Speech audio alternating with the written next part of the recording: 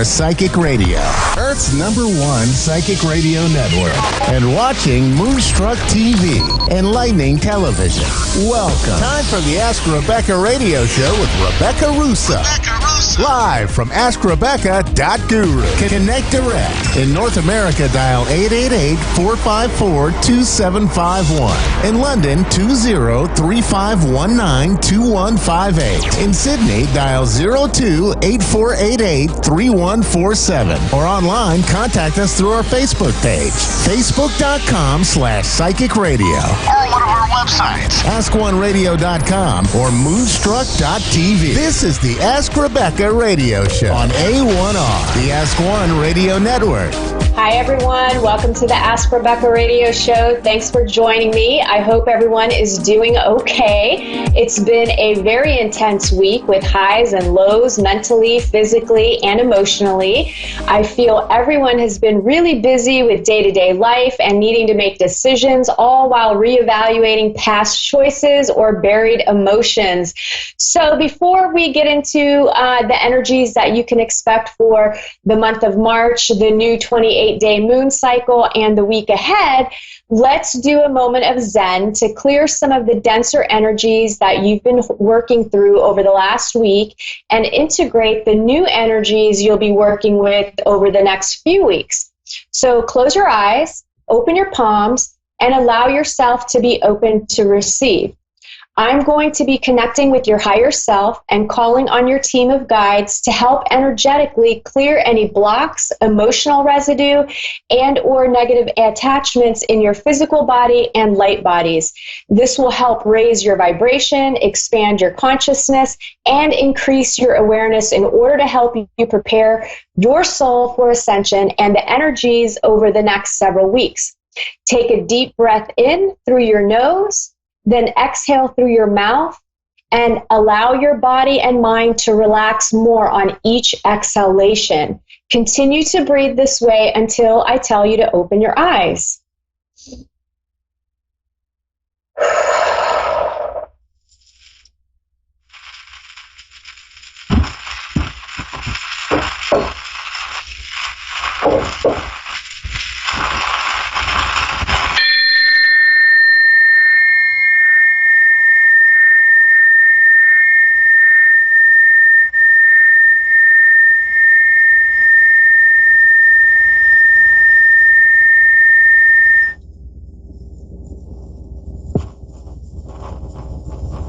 All right, let's open your eyes and we are going to move on with the show. All right, so we are officially in March and still in Mercury retrograde until the 10th, with the post-shadow lasting through to March 20th. The emotional energies you've been feeling will be lasting through March, but the intensity will get balanced out by Mars and Venus in Earth signs. You'll continue to see a combination of seeds planted from the past sprouting and perhaps some unresolved things needing to be healed. And this month is also very much about needing to take action to manifest the things that you want in your life. It's so important that you take action steps. And sometimes we don't know what action step to take. That's okay. In those moments, maybe it's not necessary for you to take an action step, but the action step in itself would be you figuring out what the action step actually entails, right? So sometimes just making a list of things that you want to do and getting things out of your head and onto paper is enough of an action step. So again, it's all about action this month. These are strong possibilities of seeing major manifestations happening, especially if you are taking action steps in your life. Yet at the same time, you could still see some challenges arise, along with the need to just do some housekeeping or maintenance work to keep things running smoothly in your life until you feel guided to take real action, right? So sometimes it's just kind of maintaining, figuring things out, nurturing yourself, working through any kind of emotional blocks. Just doing that sort of action work will help you. This month is also the astrological new year during the time of the new moon right around March 24th, depending on where you live. And this is a great time to plant those seeds that you want to grow for the next year. Everything from material wishes to experiences to spiritual growth.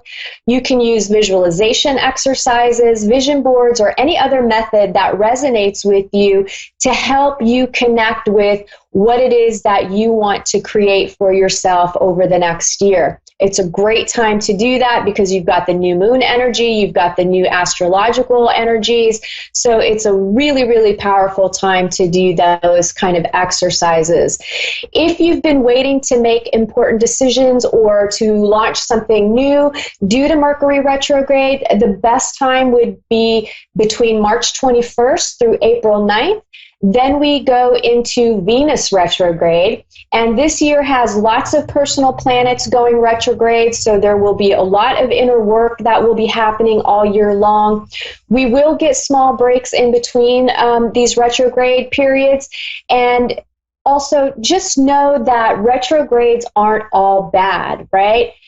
Bad things only happen when you put energy into that. So remember that you create your reality based on what you believe and where you focus your energy. If you believe retrogrades are just bad and they're horrible and, you know, the worst things always happen to you during Mercury retrograde, well, you're going to continue to manifest that, and that will be your experience every single time. Shift that perspective, shift that point of view, and then you can bring into your life some of the more positive aspects of Mercury retrograde and other personal planets that go retrograde. Do a little bit of research on that. Basically, here is how March will play out. The beginning and the end of March will kind of suck. Those will be the more challenging energies to deal with. And then the middle of the month is where all the good stuff happens. Now, of course, your personal chart is going to have a big impact as well. So depending on yours, you could experience the energies as something different, right? So maybe for you, the beginning of the month is awesome, but then the middle of the month sucks and the end is awesome. So really, it just all depends on your personal chart as well. March 7th begins the new 28-day moon cycle, according to the galactic calendar, which lasts until April 3rd. And this 28-day cycle is the solar moon of intention. And let me read it to you. Okay, so this particular moon is the go-to words are pulse, realize, intention. From the perception of the multisensory human, the intention behind an action determines its effects. Every intention affects both us and others, and the effects of intentions extend far beyond the physical world. And that is a quote by Gary Zukov. Tone 9, which is the 28-day moon cycle resonance, Tone 9 pulses the power of intention. Here we awaken to the realization of universal mind, which precedes and directs all manifestations of our physical world. We see the nonlinear emanations of consciousness which uphold this reality. We understand that information is perpetually sent and received by our biopsychic circuitry every moment, where we are aware of the experience or not. As the ancients say, whatever you put your attention on grows stronger in your life. Solar tone challenges harness energy information by directing it. Pulsing is a way to amplify or communicate using mental, emotional, and spiritual energy united. Exercise your natural ability to be in telepathic contact. It requires clarity, connection, and like our body's pulse, a steady, streaming surge of energy. Realize your vast capacity to broadcast your truths both subtly and physically. So that is really what you're going to be experiencing throughout the month with all these other planetary alignments and everything else that we've got going on. So it's going to be a crazy busy month of all sorts of action that's going to be happening. Lastly, before we get into the weeks ahead, we also have galactic portal activations on March 8th, 10th, 29th, and 30th. And these activation days invite you to enter gateways of expanded consciousness and amplify your awareness of energy flows and information exchange. And this, again, is tied right into manifestation and where you're putting your focus and your energy. And you can do a little bit of research on manifestation to kind of help guide you a little bit better. Okay. This week's intuitive messages will be for the next couple of weeks, since I will be unable to do the show live again until the end of March. So here's what you can expect from tonight, March 5th, through to March 26th as an overall theme, and then areas of love, work, finances, health, and spirituality. General themes. You could feel more sensitive and vulnerable than usual. Remember, there's going to be some high emotional days. Use them to your advantage, though, especially if you're artistic and creative. Use the fuel to create, visualize, and manifest. And this energy, too, is really great for probably having very vivid dreams. You will also be able to program your subconscious mind, which is really what creates your reality, when you lay down at night to go to sleep. So use that emotional energy to do visualization exercises of what it is that you want to manifest for yourself in your life, or what you want to heal, or what you want to work through, or what you want to become aware of within yourself. And if you do that as you're falling asleep, you're going to automatically program your subconscious mind, and you'll start to see these things play out in real time. Now, also with this emotional energy and your vulnerable state, you could have people pop up into your life who want to take advantage of your vulnerabilities. So pay attention to your surroundings, pay attention to the words that people are saying, the actions that they're doing. Really be present in the moment so that you can be aware of if someone is trying to take advantage of you. There could be major challenges around emotions, romance, and financial security. At the same time, there will be innovative solutions to make life better. There will be happy, pleasant surprises with lots of positive excitement in these areas. But again, there could also be drama, completion, fruition in health, work, love, pets, and your daily routine. And because the energy is so mixed, you could start off the beginning of the month in more of the dramatic state of emotional low, where you're dealing with maybe some sadness and guilt and things of those nature. And then by the end, or by the middle of the month, you're feeling really, really good, and you've kind of worked through those emotions, and you're manifesting some amazing things in your life. And then by the end of the month, you could have to kind of reevaluate those things again. Maybe you get triggered in a different way, so something deeper can be healed as well. You could see delays and changes to plans thanks to Mercury retrograde energies, so be flexible and open to anything that pops up for you. There will be lots of spiritual growth, synchronicities, blessings, and being in the flow.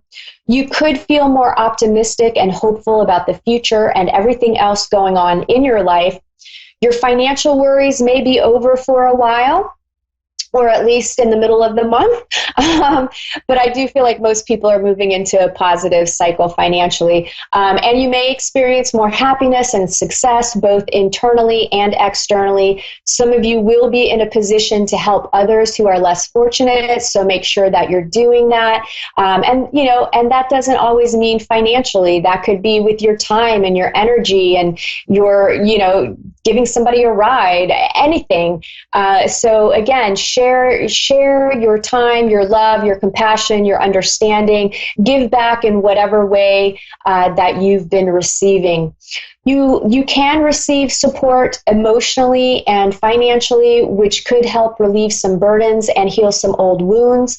You could get a boost in energy, focus, organization, and just getting things accomplished. There's a lot of powerful energy that's going to have you motivated to get things done, which is great. I'm waiting for that energy. I mean, I've been going, but at the same time, I don't feel the momentum that I usually do. And I'm looking forward to this extra boost in energy so that I can get stuff done because my life is incredibly busy right now. This month, you may be evaluating, you may be examining or looking at things more closely in your life and within yourself. So you're really going to be doing this externally and internally. You may also receive some constructive criticism. Either way, this energy is about you making necessary changes in the way that you see, feel, and experience things, along with physical changes in your environment, people, work, love, relationships, all of the above. Do the work and you can see some amazing things manifesting in your life. Catch my breath there for a minute. Saturn enters Aquarius until March 2023.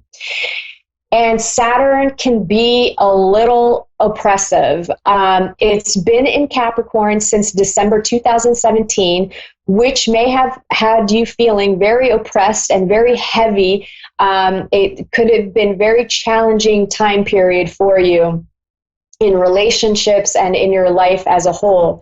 Now, Saturn is moving into Aquarius, and you'll see changes in your life with technology, friendships, social circles, and your place in them.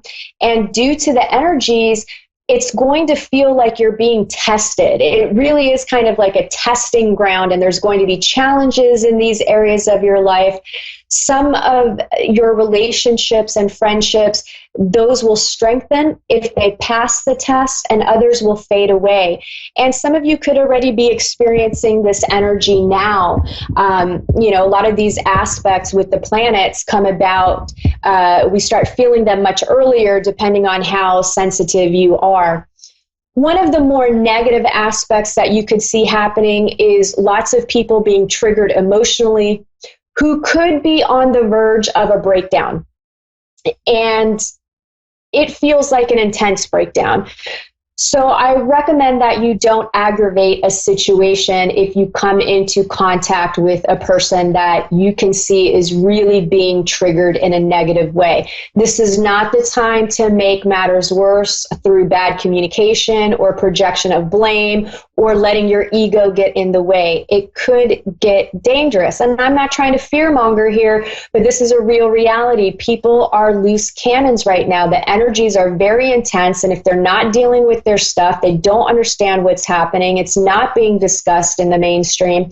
So a lot of people are getting triggered, and you see it happen, road rage, they're shooting up people and all kinds of crazy stuff. So make sure that, again, you are paying attention, you're becoming aware of yourself, you're becoming aware of others, you're paying attention to your surroundings. Make sure that you take the blinders off. Some of you could be dealing with a woman in your life who has dark hair and or dark eyes, who isn't very kind and may block important things from getting accomplished this month. Perhaps she's doing it without realizing it. Perhaps she does realize it. I think it's a little bit different for everybody. For others, this could manifest through stumbling blocks created by other people. And then there's another group of you that you are the ones creating these blocks, right? You're the one creating your own stumbling block. My gosh, can't talk. Check in with yourself. Do you behave in ways that people find rude or harsh? Are you self-sabotaging without realizing it? If you don't know, ask someone who will be honest with you and tell you the truth about what they see or how they perceive you. It's better to know than be in denial, right? You want to be working on yourself. It's a very important time to be doing this. This is all part of the ascension process that I've talked about before. This month, you really need to be paying attention while driving and your surroundings in general. Again, accidents can and will happen, especially if your eyes are buried in your cell phone. Don't text and drive. Come on. The text is not that important. You're telling me you cannot wait till you get down the street somewhere or get to a stoplight. Don't be desperate to answer text messages and stuff. Really, honestly, like, you can respond when you have time and you're safe and you're not potentially killing yourself or somebody else. So really pay attention. I just feel like that's a very important message for some of you right now. Old hurts could come up big time, especially towards the end of the month, and for some of you throughout the month. Chiron, the wounded healer, will be playing a significant role, and just feel what you need, take responsibility for your part, and let it go so that you can shift easily. Fearlessness will be another theme. I pulled a card for you guys from my deck that I have from Peru, and the card was fearlessness. And it says fearlessness isn't the absence of fear, it's being aware of the undercurrents of fear, either within ourselves or being promulgated in the world, and then making the conscious choice not to be affected, restricted, or influenced by fear so that you can step forward with an open heart aligned with oneness. It's choosing love as our motivating force. It's now time to examine yourself and see if you are being affected by any residue of fear. If so, then realign with the one and courageously step into fearlessness. I get it. Things can be scary, especially when we're taking huge leaps in our lives and we're trying to make changes for the better. Fear comes along with that, right? But again, let it motivate you to your greatness, and focus on love, and just realize that there is a solution for every problem that you have. There really is. You just have to want to have a solution or find the solution. So yeah, work through that fear, guys. It's not as bad as you think. The advice coming through for the month is to choose your battles wisely. Don't waste your energy fighting small annoyances. It's time for a major readjustment of your priorities. And obviously that's what the energies point to. And that's what they're going to continue to point to, is us really having to make changes and readjustments in our lives and figuring out what our priorities are. Work, for those of you that are employed, some of you can expect a change for the better in your situation and your pay. You'll have a lot to be grateful for. On the other hand, some could experience communication problems at work between people and computers. So it kind of feels like maybe data issues in the computers. And then with people, it's just misunderstandings, misinterpreting things. Basically, it's the information that's being shared could be misunderstood or misinterpreted. Don't assume anything, ask questions, get clear about the information. Work, for those of you that are looking for a job hunters, I feel the same holds true for you with information being misunderstood or misinterpreted in an interview. So make sure that you're asking questions, and make sure you have clear answers to questions that the interviewer may have for you. Some of you will be finding and or starting new jobs this month. I feel lots of positive energy surrounding this. And I do feel there's a possibility a few might lose their jobs, but I really feel like that will only happen if you've kind of been slacking, or the universe is trying to move you and you've been sticking in a job that you know is time to move on. Love, for those of you in committed relationships or dating seriously, some of you will experience new levels of intimacy, joy, and connection in your relationships. Some of you may be having misunderstandings and or not being open to hearing your partner's point of view. Make sure you do, because you want them to hear you, right? Some of you could get into arguments or disagreements over something that you misperceived, right? So it's either your memory or your perception of a situation or what was said is actually incorrect. You completely saw it through the lens of your pain, and it wasn't the reality of the situation. So you could be having an argument over nothing. So really just kind of listen to what your partner has to say and what their perspective is. And some of you could be on the receiving end of this energy as well. Singles, careful with assumptions on dates. Some of you may have to work harder than usual to try and understand someone's perspective. I don't think that's a bad thing, right? I always like to seek to understand first before asking to be understood. It just makes for a better interaction with people. And some of you could see someone new come into your life who is definitely ready to have a meaningful and deep connection. So make sure that you are putting yourself out there, and you're checking out new places, you're saying yes to invitations to go do things, because again, the energy is really prime for some love connections here. Finances, some of you are moving into a positive financial cycle.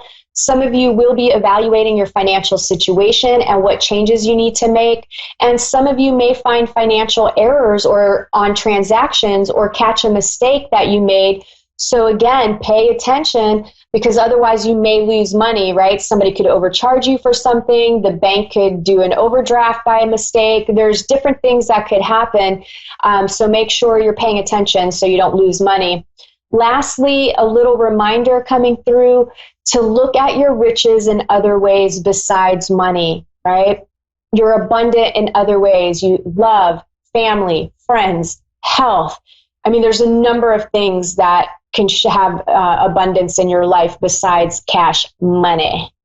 Health. You should be feeling full of vitality, optimism, and hope. If you're waiting on test results, the news will be good.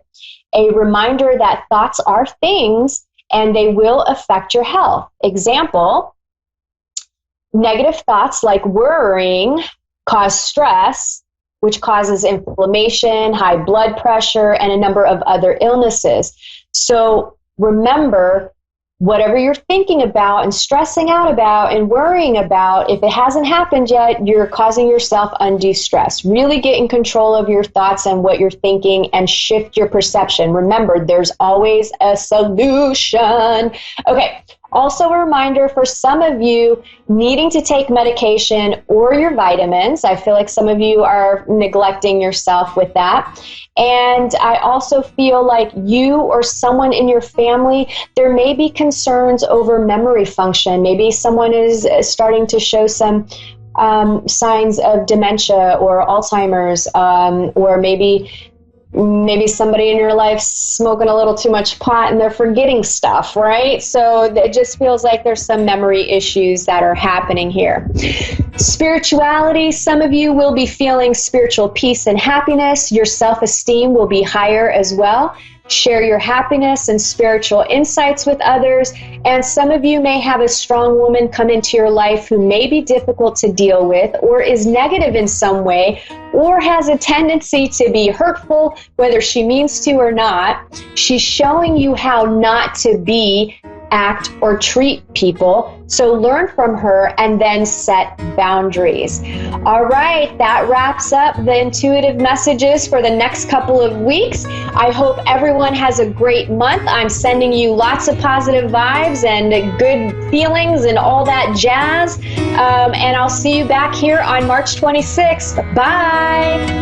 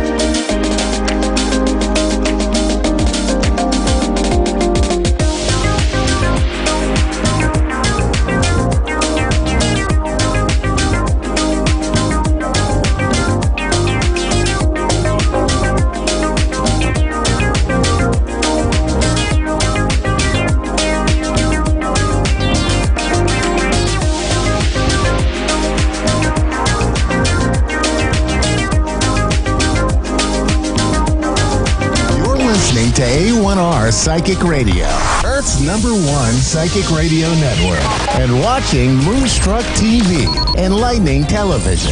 Welcome. Time for a gateway to the spirit world with Gail Moffat. Live from GailMoffat.com. Connect direct. In North America, dial 888-454-2751.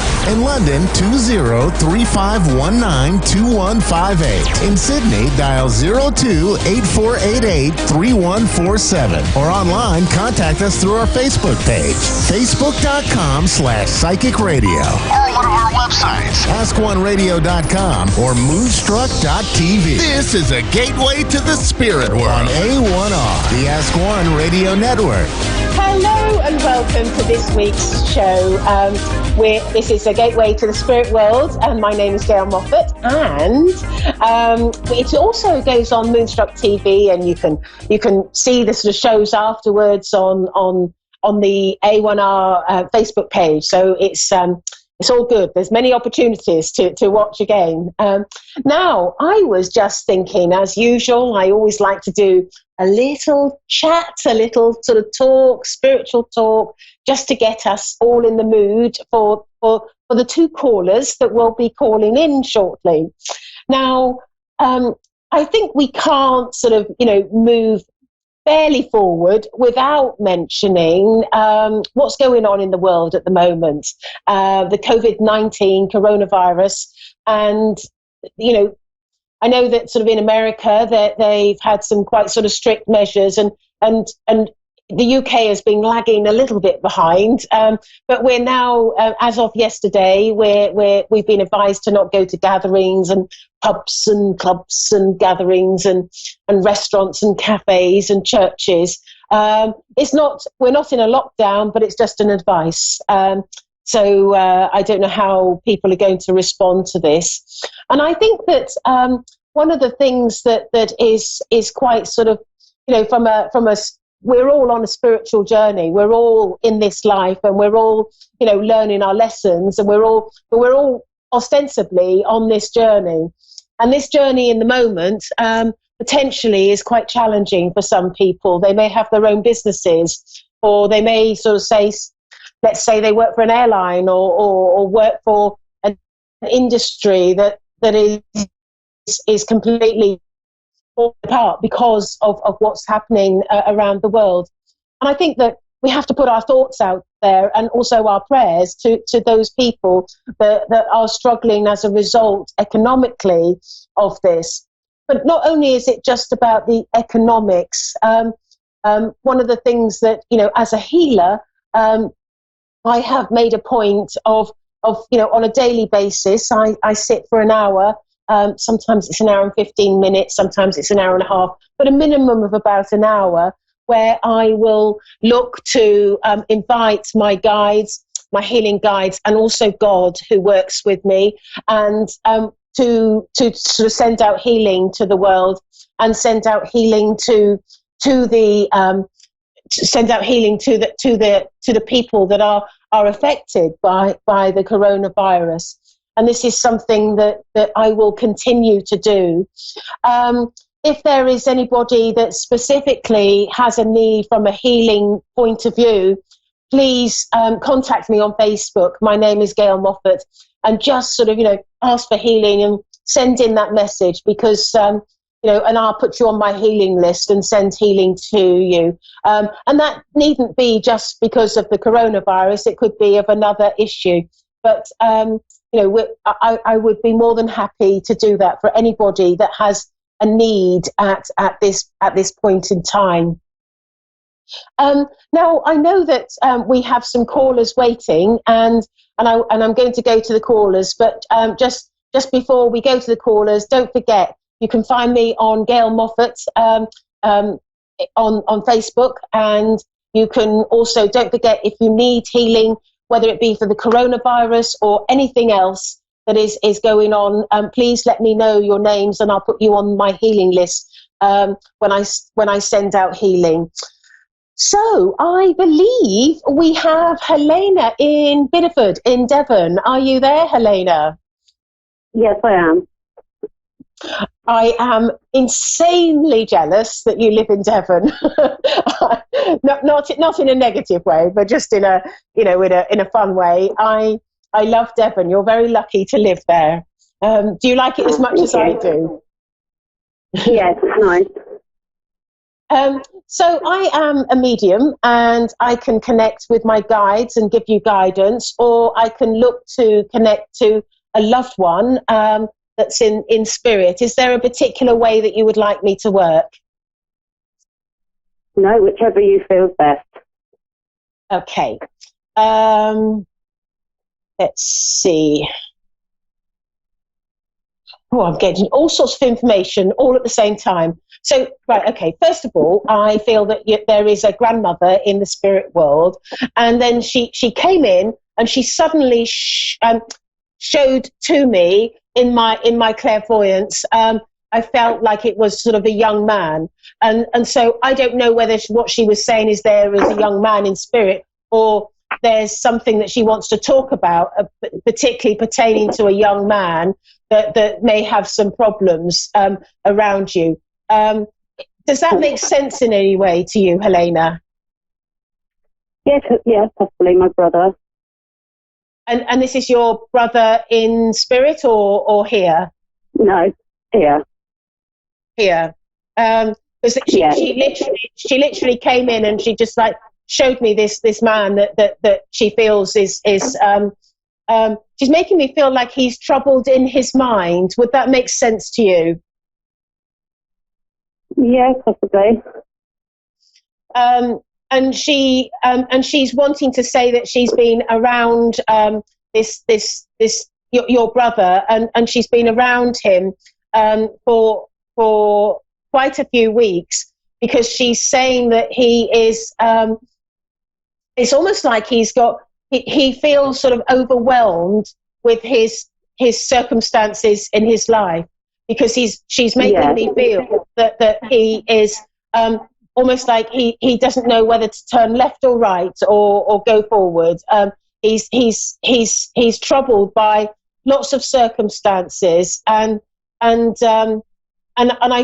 she's making me feel that she has witnessed in his private moments, just on his own, that he has been a little bit sorrowful, or perhaps sort of, had a little on his own, because she's saying that he feels that he is perhaps because of certain circumstances, that he feels as though he's letting certain people down, and he is and he doesn't know how to resolve certain things. Would that make sense to you? Yes, it does. Yes. So what I'm told by your grandmother is that she's going to be doing her utmost to sort of almost lift his spirits and support him through this. She's saying to me that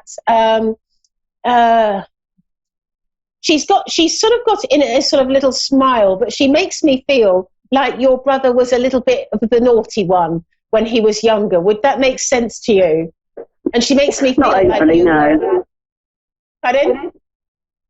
Not really overly, no. She makes me feel like he was the one that she was concerned about then, because I feel like there was always sort of a little bit of concern for him, where she felt that you were always okay. Would that make sense? Yeah. And she's saying to me that he's quite a sensitive soul as well, that he and so things that can be said or things that are done can hurt him deeply, because he can get easily quite emotional about things, she's first of all, she's asking me specifically. I don't know if you were hearing, I was talking about healing. She's asked me to send some healing to him. Now, healing comes in many ways. It can be emotional, it can be physical, it can be, whatever is needed. But she's asking me specifically to send in some healing. So if you give me his name, I will make sure that I put him on my list. And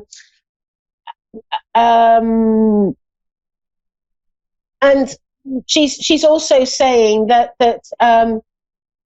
she's been trying hard to lift him up as well. Yeah, I just feel very, very emotional with regards to him. She's saying that with yourself, she's making me feel as though you're there's a little bit of indecisiveness with you as to I can't quite pin it down right now, so it's just very loose at the moment, but I just get this feeling that there's a little bit of sort of, shall I do this or shall I do that, or what shall I do, and she's just making me feel like you've been sort of whirring things around in your mind as to sort of, what to do in your life. And she's just letting you know that she's aware of your thoughts. Okay. And she's drawing my attention to your father. Is your father still here with us? No, he's not. Okay. But she's drawing my attention to your father, and that would make sense actually, because as I'm sort of connecting.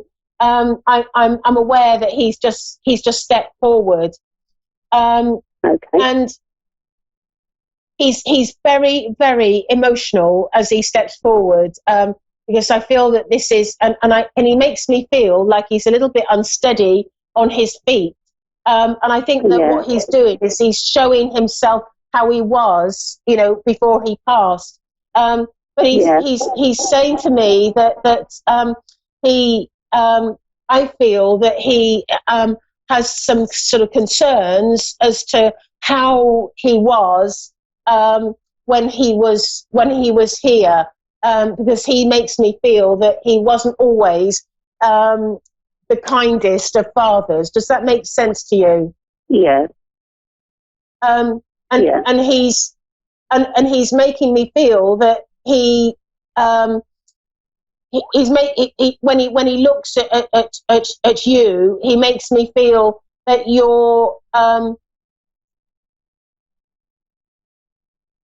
that you have you've got some wounds with regards to his actions, because he's making me feel like, when he was younger and a bit more fitter, he was quite selfish and quite sort of didn't sort of give much concern to sort of other people in his life, and I feel that he has some deep regrets for how he has behaved, and he's saying to me that he specifically would like to apologize to you for his behavior, and he also wants to apologize to your brother, because he's saying that your brother is also wounded by his behaviour, and he makes me feel like your brother is more wounded than you, like you've got a level of coping and a little bit stronger than he is, and he hasn't coped with the roots of his sensitivity is rooted in your father, and I'm being told that okay, so I'm just asking if one of my guides could come forward and just sort of give some words as well in addition to this, because I feel like some real great healing needs to go to your brother. And your father says specifically he would love it if you could let him know how sorry he is for his actions, and he's really sorrowful and quite emotional as he says this, because he feels like he's let, he not only let both of you down, but he feels like that, like your brother is more affected.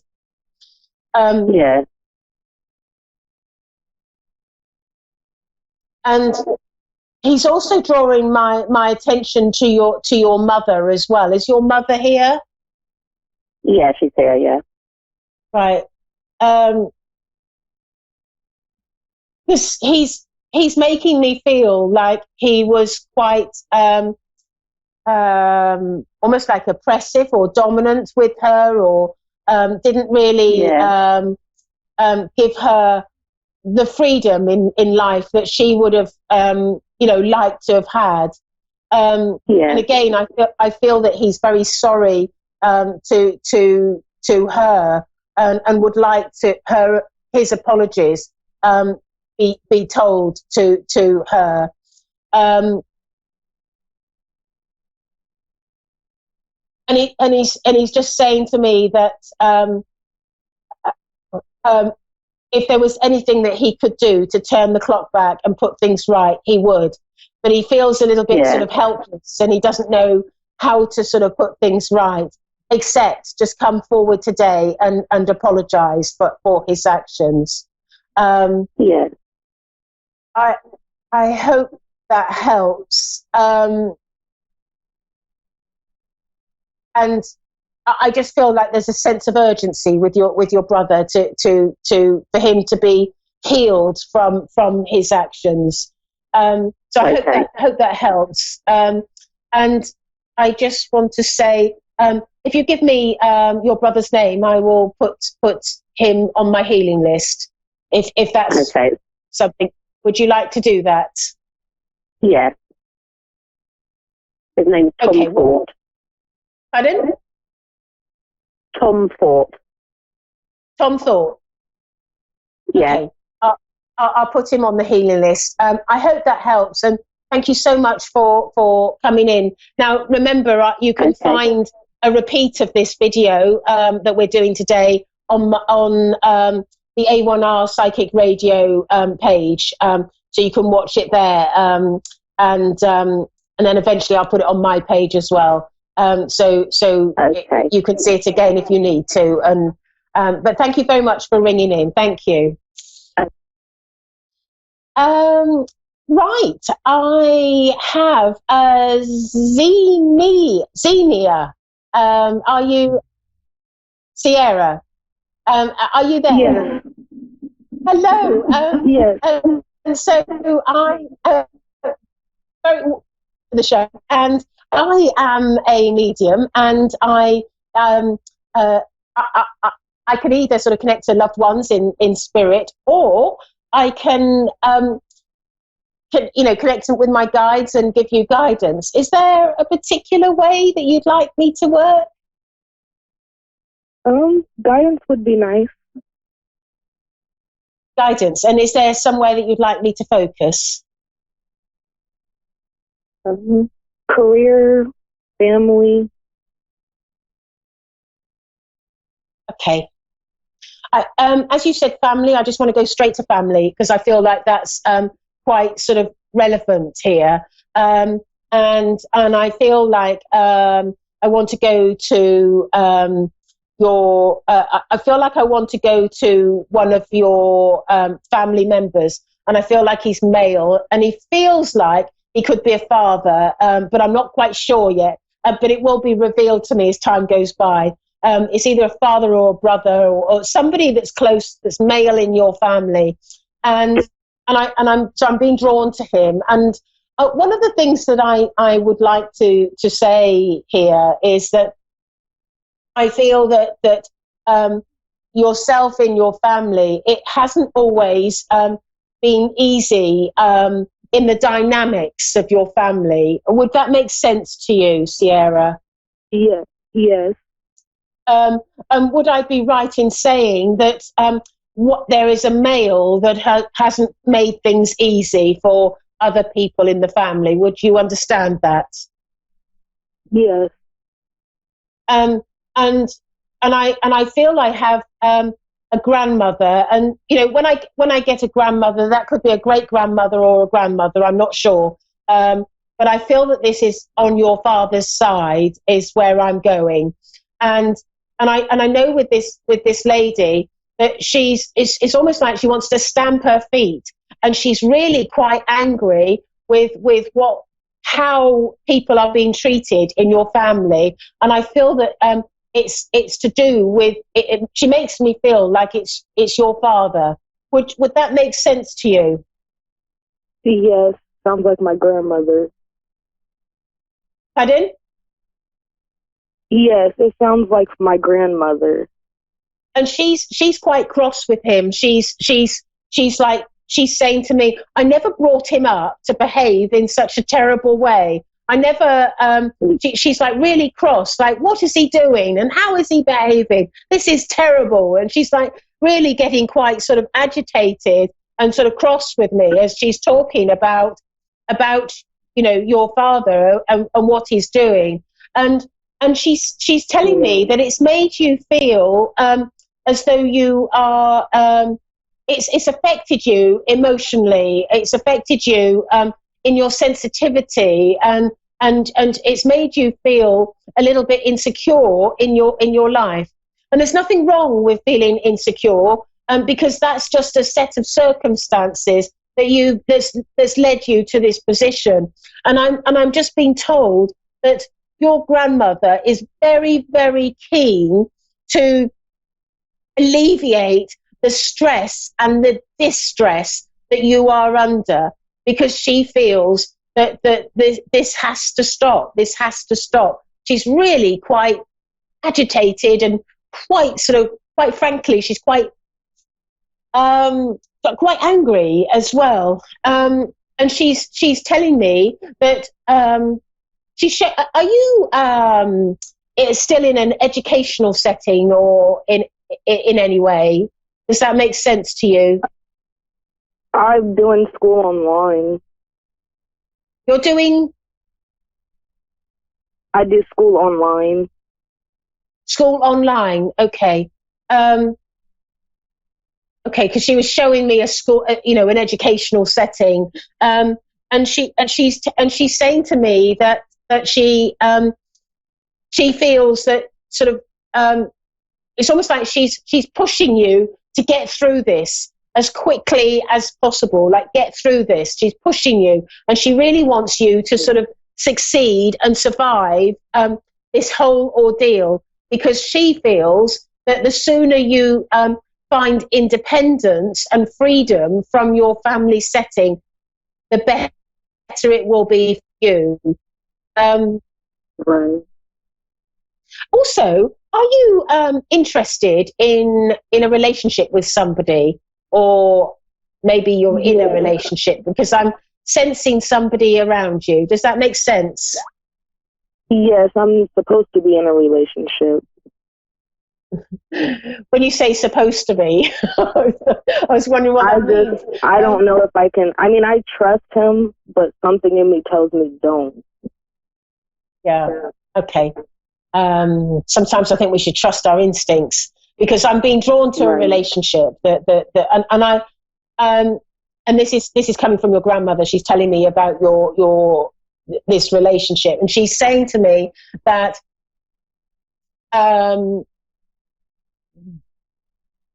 he is somebody that can be all sort of we have an expression in England, sort of all lovey-dovey, sort of like he's says all the right things and very loving and nice. And then the next minute, there's a sort of a silence, or he's not around, or he's busy, or and she makes me feel as though it's sort of up and down. Would that make sense to you? Yes. And she's telling me that you've been particularly frustrated with him, and sort of, like, why are you doing this? Why? What's wrong? And why, one moment this and one moment that. And she's telling me that you have been looking to have some sort of explanation from him, and he hasn't been prepared to give that any sort of explanation. And she's saying to me that, oh dear, I hate it when they do this to me.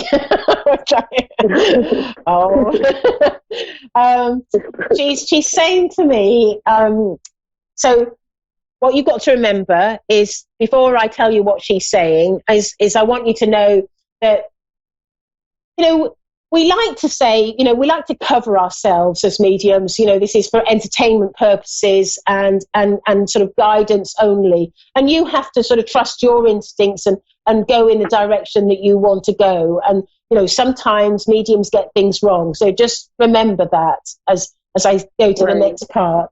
But she's saying you're right to doubt him. And she doesn't feel very positive about him, or doesn't have many good words to say about him, and it's like she doesn't like him. But again, that's her opinion. I've had boyfriends in the past where my dad didn't like them, or he never liked anyone actually. But that's how mine is. And so the older generation, they generally have an opinion, and perhaps they don't take the time out to know somebody. So I just want to just sort of put that caveat in, and because I know that, you have to make this decision. But this is exactly what I'm getting from her. She's saying that she has doubts about him being the right person for you moving forward. And she's warning you to be careful about him, and almost like she's saying, hold back a little bit, so that your emotions are protected, because she says that she's saying to me that things will come to light that you won't be too happy with, and it's a way of her saying that she wants to sort of protect you. Okay. Have you got a sister? Yes. Okay, because she's drawing my attention to a sister, and she's saying to me that I feel like one of you, and I feel drawn to your sister, that she is perhaps quite bubbly. Would that make sense to you? Yes. Quite sort of full of fun and laughter, and she's very, very funny. And your grandmother is sort of admiring her personality, and she watches both of you giggle, because you giggle a lot. And she's saying to me that also she's telling me that you like music as well, and I know that music is a major part of you, and I feel that you have some sort of headphones or earpiece where you listen to music, and I know that music is a major part of your life. Saying to me, remember, Sierra, I will always be in your life, and I will always be here to guide you, and I will never leave your side until it's time for you to come over to Spirit.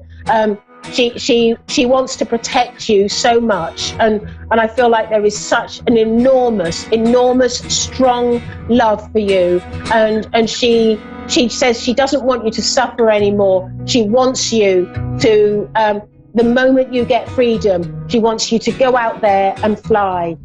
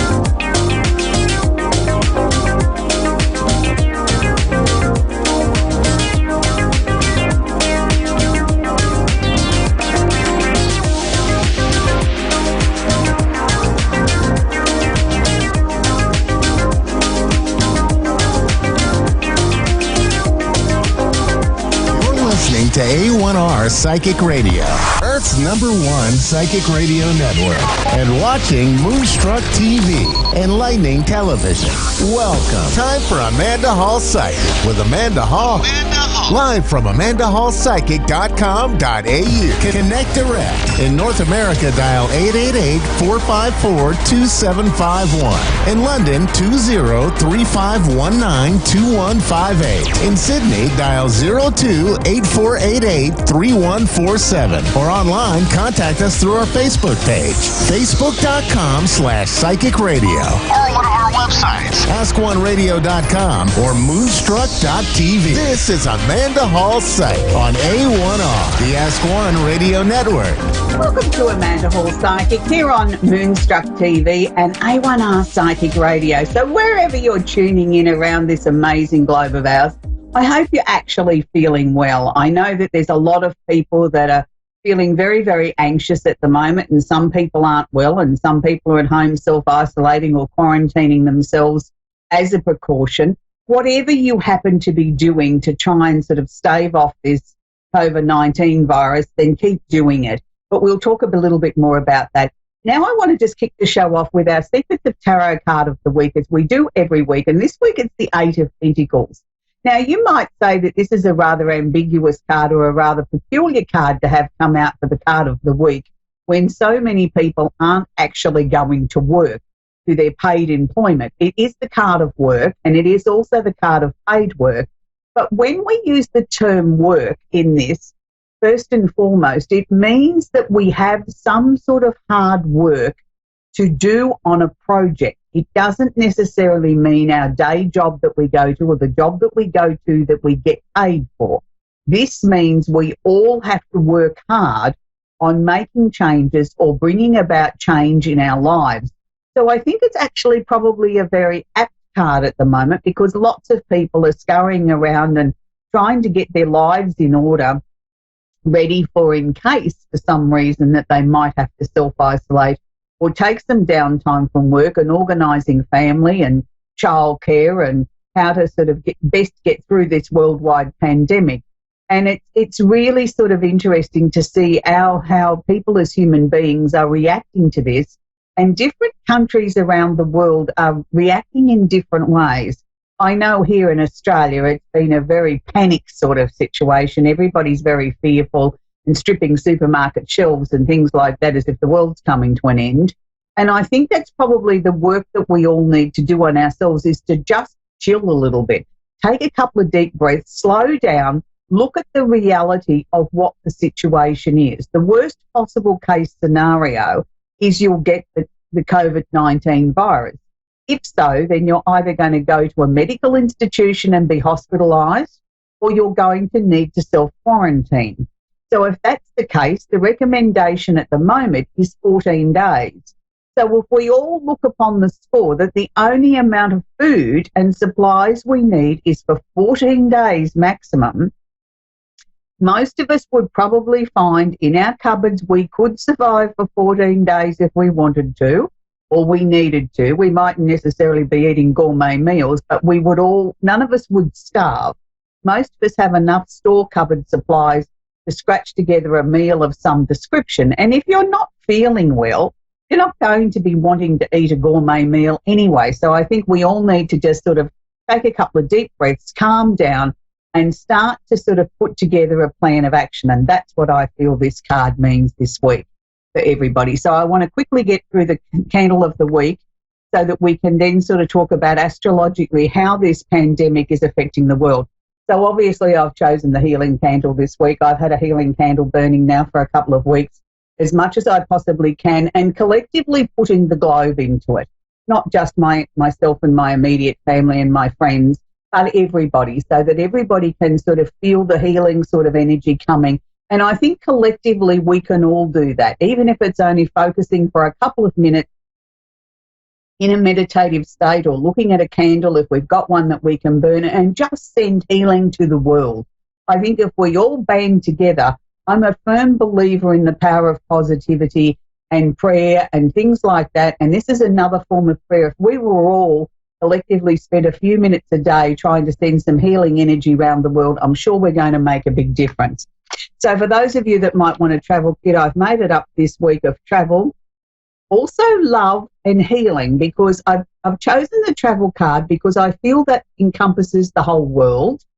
And I do feel that we all need so much more love and understanding at the moment to help people through this crisis, and to sort of understand that people are going to be a little bit short-tempered, not themselves, because they don't know what to do. They're frightened, they're concerned about money, they're concerned about their loved ones, and they're concerned about their own health. And then finally, the healing candle. So now let's move on astrologically to what I sort of feel as being a professional astrologer for close on 40 years now. And it's not sort of normally an area that I work with in looking at how we, are predicting a health sort of situation. That's a very specialised area of astrology, and that usually comes back to an individual chart. But what I've done is collectively looked at where the planet placements are today, just prior to the show, so that I can sort of talk as much as I can up to the minute of what I'm seeing. Now, on an astrological level, we have a plethora of planets sitting in Capricorn at the moment. Now, the Capricorn energy is an earth energy, so it's practical, logical, down-to-earth, grounding, stability. It also governs big business, government, and anything official. Now, that brings in hospitals, the medical fraternity, anybody that works in a health or service industry that is connected with our physical health, not so much our emotional health, but our physical health. Yes, our emotional health needs looking after too, and it does come under this category, but not quite as strongly as it does when I say the Capricorn energy really does govern things like hospitals, nursing homes, health facilities, doctors, places that we go to get medical help. Now, with the plethora of planets and some of the other luminaries and some of the other parts that we add in astrology in a more advanced way, and I'm going to include those in my report this week so that you can understand a little bit better, I suppose, why people are panicking so much. Why has there been such a shift of energy in the last week? Why is all of a sudden we're getting more information being shared with us than what we were previously? All of a sudden, governments and officials are now sort of opening up and being what we see as being a little bit more transparent and opening up with better suggestions and giving us more information. Well, number one, Mercury, the planet of communication, finished going retrograde less than 7 days ago. And if you watched the show last week, I said that once that planet went really, really direct, not just sitting in the stationary position, we would get a flood of information, which is exactly what we did. So Mercury has been going direct now for about 4 or 5 days. So this is why all of a sudden the floodgates of information opened up. But I want to focus on the energies that are sitting in Capricorn. Now, it's a very lengthy sort of segment with the amount of planets I'm going to talk about that are sitting in Capricorn. So first and foremost, we've got the moon's south node. Now, the south node is not a planet, but this shows us in the chart where we look at things to take the easy way out. Now, it's the first part of this. Taking the easy way out would be ignoring it, would be not acknowledging the fact that this is a worldwide pandemic and we all need to be on board. We all need to be vigilant. We all need to be following good health and hygiene practices no matter who you are and where you live in the world. The next planet that's coming out, that these are all literally holding hands with each other and they're all sitting in this one piece of pie, if you want to put it that way, is the moon. Now, the moon moves very fast. It only stays in a sign for about 2.5 days. So at the moment, it's in Capricorn. So hopefully this, in the next 24 to 48 hours, is going to calm people's nervous systems down just a little bit, where we can maybe get a little bit of practicality and not this worldwide panic that everybody seems to have gone into. Maybe we can get a little bit more common sense, take a breath and say, okay, it's time to calm down a little bit. Now, the next one that's holding hands with this is what's known in advanced circles in astrology as the part of fortune. So this is sort of like an asteroid or an outside planet, if you want to call it that way, And it's where we find the good fortune in the chart. Now, I feel this is very apt that the part of fortune is sitting in between the moon and the planet Mars.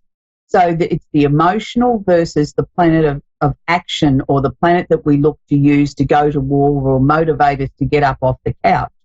So to me, I feel by everybody starting to sort of calm down, become a little bit more rational, maybe then we'll find our part of fortune, which isn't about money, but we'll find some breakthroughs or some directions moving forward that we will be able to proceed with as a world, as a collective, to be able to find ways to combat this or to minimise the risk of this spread.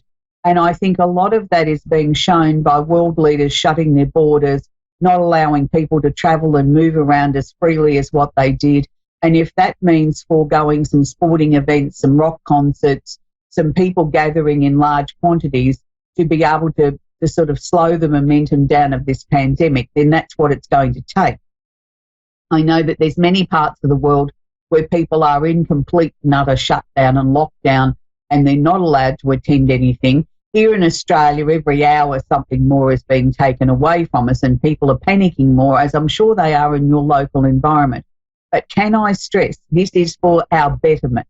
This is to try and minimise the risk to everybody, not just a select few people in your environment. It's for everybody's benefit. So if we can collectively harness the energy of Mars, the planet of war, but it's also the planet of action and taking decisive action and saying, right, I'm ready to fight this head on, then I feel we have a very, very fighting chance of bringing this pandemic under control much quicker than we could have done if governments collectively around the world and nations didn't act as fast as they could.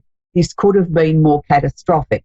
So even though it may be a disruption and it may be scary and it may be unnerving and you feel very stressed, just know that everybody seems to be acting in the best interest of all of us to curb this as quickly as possible. Now, the next planet we have is the planet Jupiter. Now, Jupiter is the planet of expansion and opportunity. I was really pleased to see this sitting next to Mars, because that means to me that things are going to move very quickly. They're going to be able to expand and bring in protocols and procedures that I'm sure governments around the world have had these things. They've practiced them before in the hope of never having to use them in the case of a pandemic or a worldwide illness. So they're very, very well prepared. It's just now a matter of implementing them, looking at how they can keep economies stimulated and financially moving, and try and minimise job losses. Now, the next planet is Pluto, the planet of transformation, and those that watch the show regularly will know I often talk about Pluto. Pluto's been sitting in Capricorn now for a very long time. We'll still be there till about early 2022. So he's on the tail end of trying to completely transform us, of asking us all to release anything that we no longer need, and we need to collectively as a globe start to structure our world in a different way. And this is part of the slow but definite lessons of Pluto, is that we cannot continue to go on treating the globe as we have done, whether it's from the way that we've ignored, Mother Nature, and, global warming is starting to take effect. And it's also asking us, I think, to restructure the way we do things financially, and looking at the things that are more important to us in our lives. Is it money, or is it our family, our friends, and our health? And I think we're going to see a very, very big shift over the remainder of 2020 as people start to reassess and reset their goals of what and how they want to live their lives. Now, the final planet here is Saturn, the planet of discipline. Now, Saturn sits in a sign for approximately 2.5 years. Now, he's on the last couple of degrees of sitting in Capricorn. So Saturn's basically saying to us, I've already given you all the lessons. I've already waved the big stick. I've jumped up and down. I've said to you, take notice of this and that and the other. If you haven't, then now this is the result of things. So I actually sort of feel with Saturn sitting here as the last planet, I'm actually quite pleased, because to me, I feel he's saying to each and every one of us, you have the tools to get through this crisis. You have the ability, if you just slow down, take a couple of deep breaths, look at this in a very logical, practical sort of manner, try and take your emotion out of the situation, and then each and every one of us will come out the other side of this situation in a much stronger, much better way, and we'll have maybe a different value system in ways that we will look towards our own futures in time to come. Now, I know the other big question besides the pandemic is the world going into a global recession? And look, my inbox has been full between questions on the COVID-19 virus and the fact of a recession, and are we heading towards a depression? So I did actually, before the show, have a look at where the planets were astrologically when the stock market crashed in 1929 to see whether or not there was any similarities that I could turn around and say to you, well, yes, okay, it looks like from an astrological standpoint we're heading towards another Great Depression. Well, I'm very excited and pleased to say I didn't see any correlation. I actually feel we're in much better shape than what they were back in 1929. The only thing that I could say to you that is very similar, and it wasn't in 1929, it was in 1936, was the planet Uranus was also sitting in Taurus at that time, but it wasn't until 1936. In 1929, it was sitting in Aries. So there was really nothing I could say. The only things that I could say to you that might sort of correlate in a very vague way was where we have Pluto in Capricorn now and has been there for a very, very long time. Back in 1929, Pluto was in the exact opposite sign of Cancer, where it was asking us to focus more on our families, our immediate environment, and shoring up our family home and our family finances. Now, Pluto's asking us to shore up the world. So it's a very different placement. The planet Neptune was also then in 1929, was in the opposite sign by exactly 6 signs from where it sits currently in Pisces, which is asking us to be more flexible, to find intuitive, different sort of ways to find solutions to problems. Then it was in Virgo, where it was saying to us that the way that we approached our work would have to be restructured. We would have to come up with some creative solutions. So what they did back in the Depression was when they started to build major highways around continents and countries and things like that, the government had to restructure and find big projects to try and keep people in employment. So I hope that's helped you. We're going to take our first caller, which is Jessica in Litchfield in North Dakota. Are you there, Jessica? Not yet. Well, we're just waiting for Jessica to pick up the phone so that we can talk with Jessica. I do apologise that I've seemed to have gone on a lot about the astrological side of things, but I felt that was important because I'd had so many messages and from people asking me, could I focus on that a little bit more? So it was important to sort of try and calm the fear and everybody's hysteria down a little bit. If I've been able to do that, well, then that's a good thing. So we're still waiting for Jessica.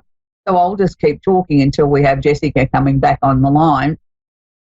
So I hope wherever you are in this amazing planet of ours that you've started to sort of take a little bit of time and breathe and sort of look at where you want your life to be going for the remainder of this year, because it is important that you use this time to maybe sort of find some inspiration, to find what really makes your soul sing.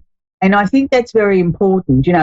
We're so busy in our day-to-day lives running from this and that and the other and trying to keep a house and a roof over our head and, making sure we've got a nice car to drive and good food on the table and keeping up with the latest fashion or whatever might be important to you, that I don't think we have enough time to just sort of stop and breathe and reassess that where we're going and sort of look at what is really, really important to us. And really what's important to us at the end of the day is having your health, having some personal happiness and being with the people that you love and that you care about. We're going to move on. We've lost Jessica. We're going to move on to Chelsea in London in England. Are you there, Chelsea? I am, yes. Do you have a question I can work with, please, today, Chelsea?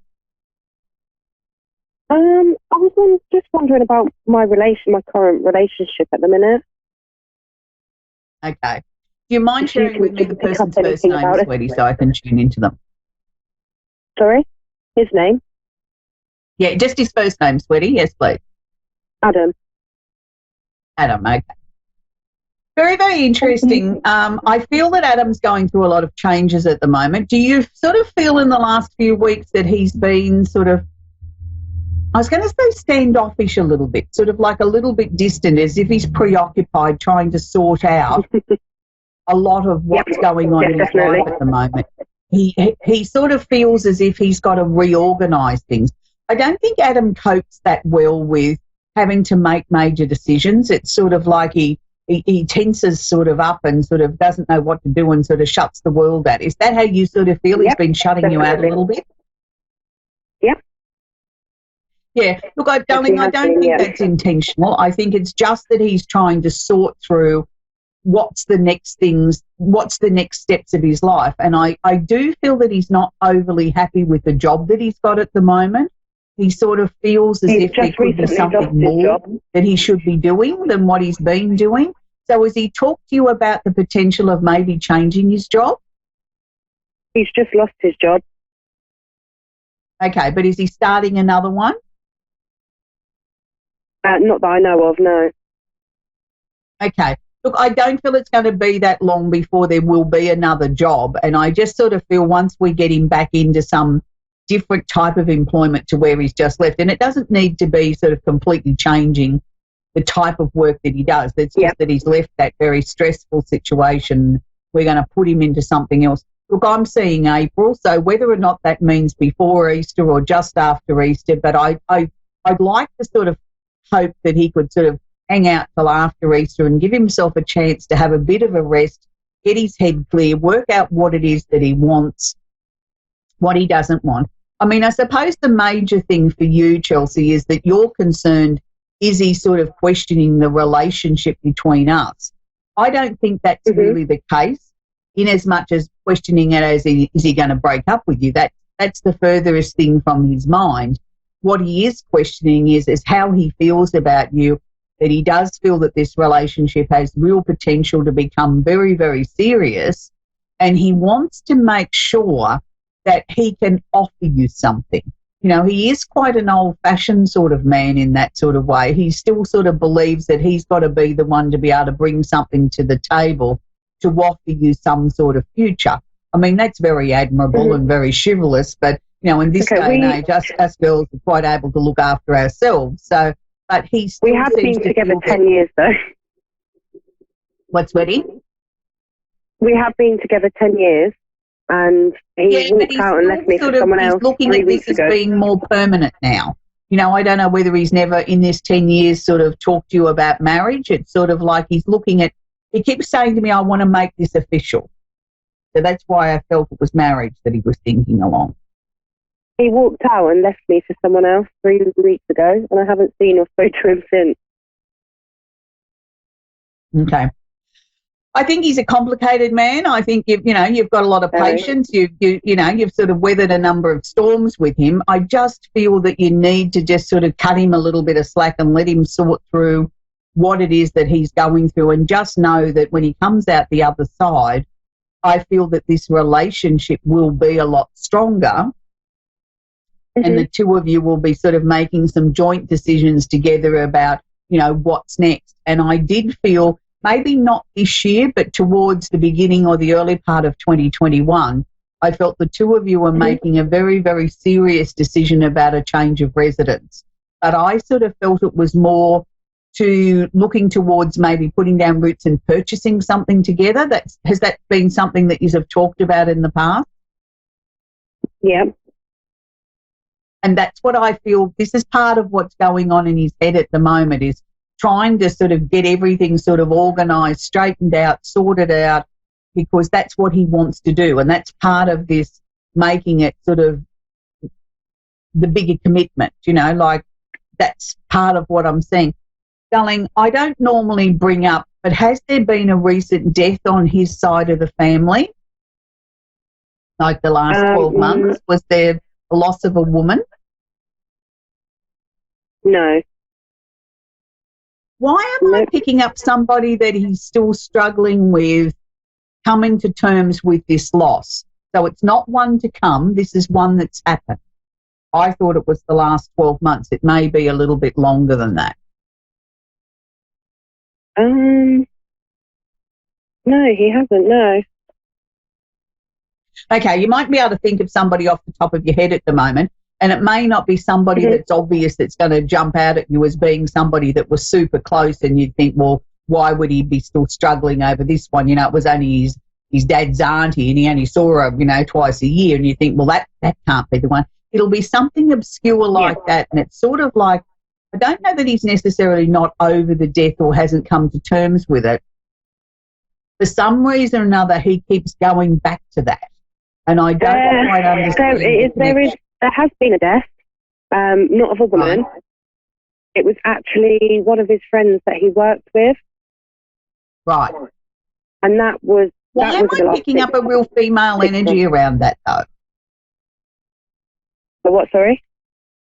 Why am I picking up such a female energy around that? I'm not sure. He took that death quite hard. Okay, well, that's obviously the one I'm picking up, but I'm also picking up from the other side. There's a female there that's trying to help him through this. That's why I thought it may have been a female. That could be his nan. That could be like a grandmother or a great-grandmother on the other side trying to help him come to terms with this. But, yeah, this passing really did rock him at his foundation, didn't it? It was sort of, he's really struggled with this. Look, I feel in a strange sort of way there's a lot of blessings to take out of this, because what that death did was sort of make him wake up and sort of say, hang on a minute, life can be taken away from you at a moment's notice. I've got to make sure that I achieve everything. And this is why I think he's been in this sort of strange sort of energy. But Chelsea, I do believe the two of you are going to stay together. Things are going to get better. Things are going to get stronger. Just hang in there. And I thank you very much for the opportunity to read for you, sweetie. So we're coming to the end of the show. We've only got less than 2 minutes to go.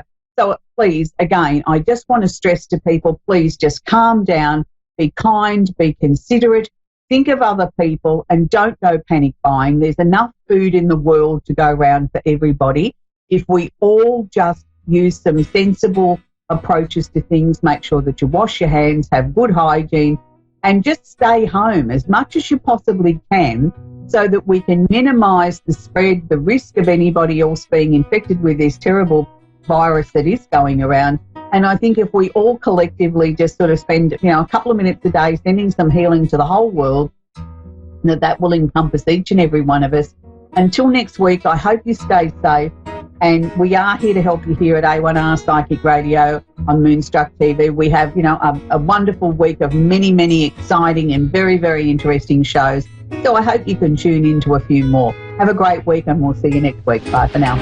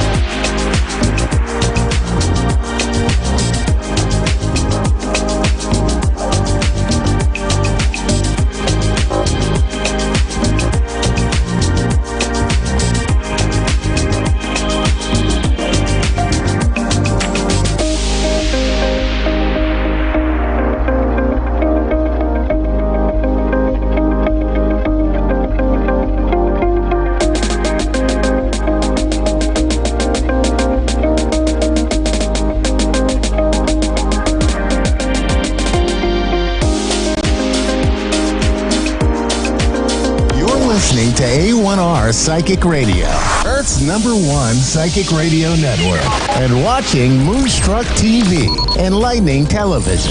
Welcome. Time for Insights into Consciousness with Anna Olson.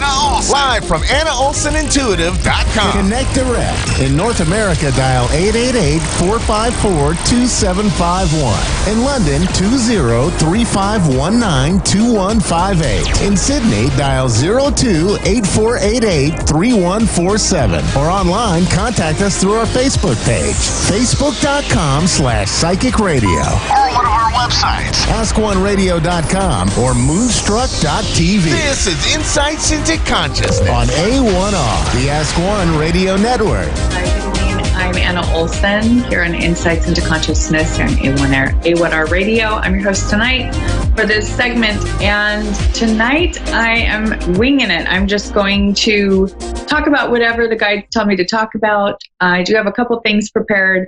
The first thing I wanted to go over is when our new moon and full moon is and what that will look like. And then I want to go over this week's herb or flower and a stone or crystal. And then I want to go over how to read for yourself as a practice for daily guidance or even weekly guidance, or however it is that you want to do that. Some people start out weekly, monthly, bi-monthly, and then they can increase as they get better or as they get more used to it. And then I'm also going to do a watcher's reading question and answer and how I got that answer. So I'm really starting to implement how I do my readings and how other people can do their own readings at home, because I really love to teach other people how to get started on doing this for themselves, because there are so many people who want readings. I can't always fit everybody into my weekly schedule, and we can't always answer every single call on our shows, although we would absolutely love to.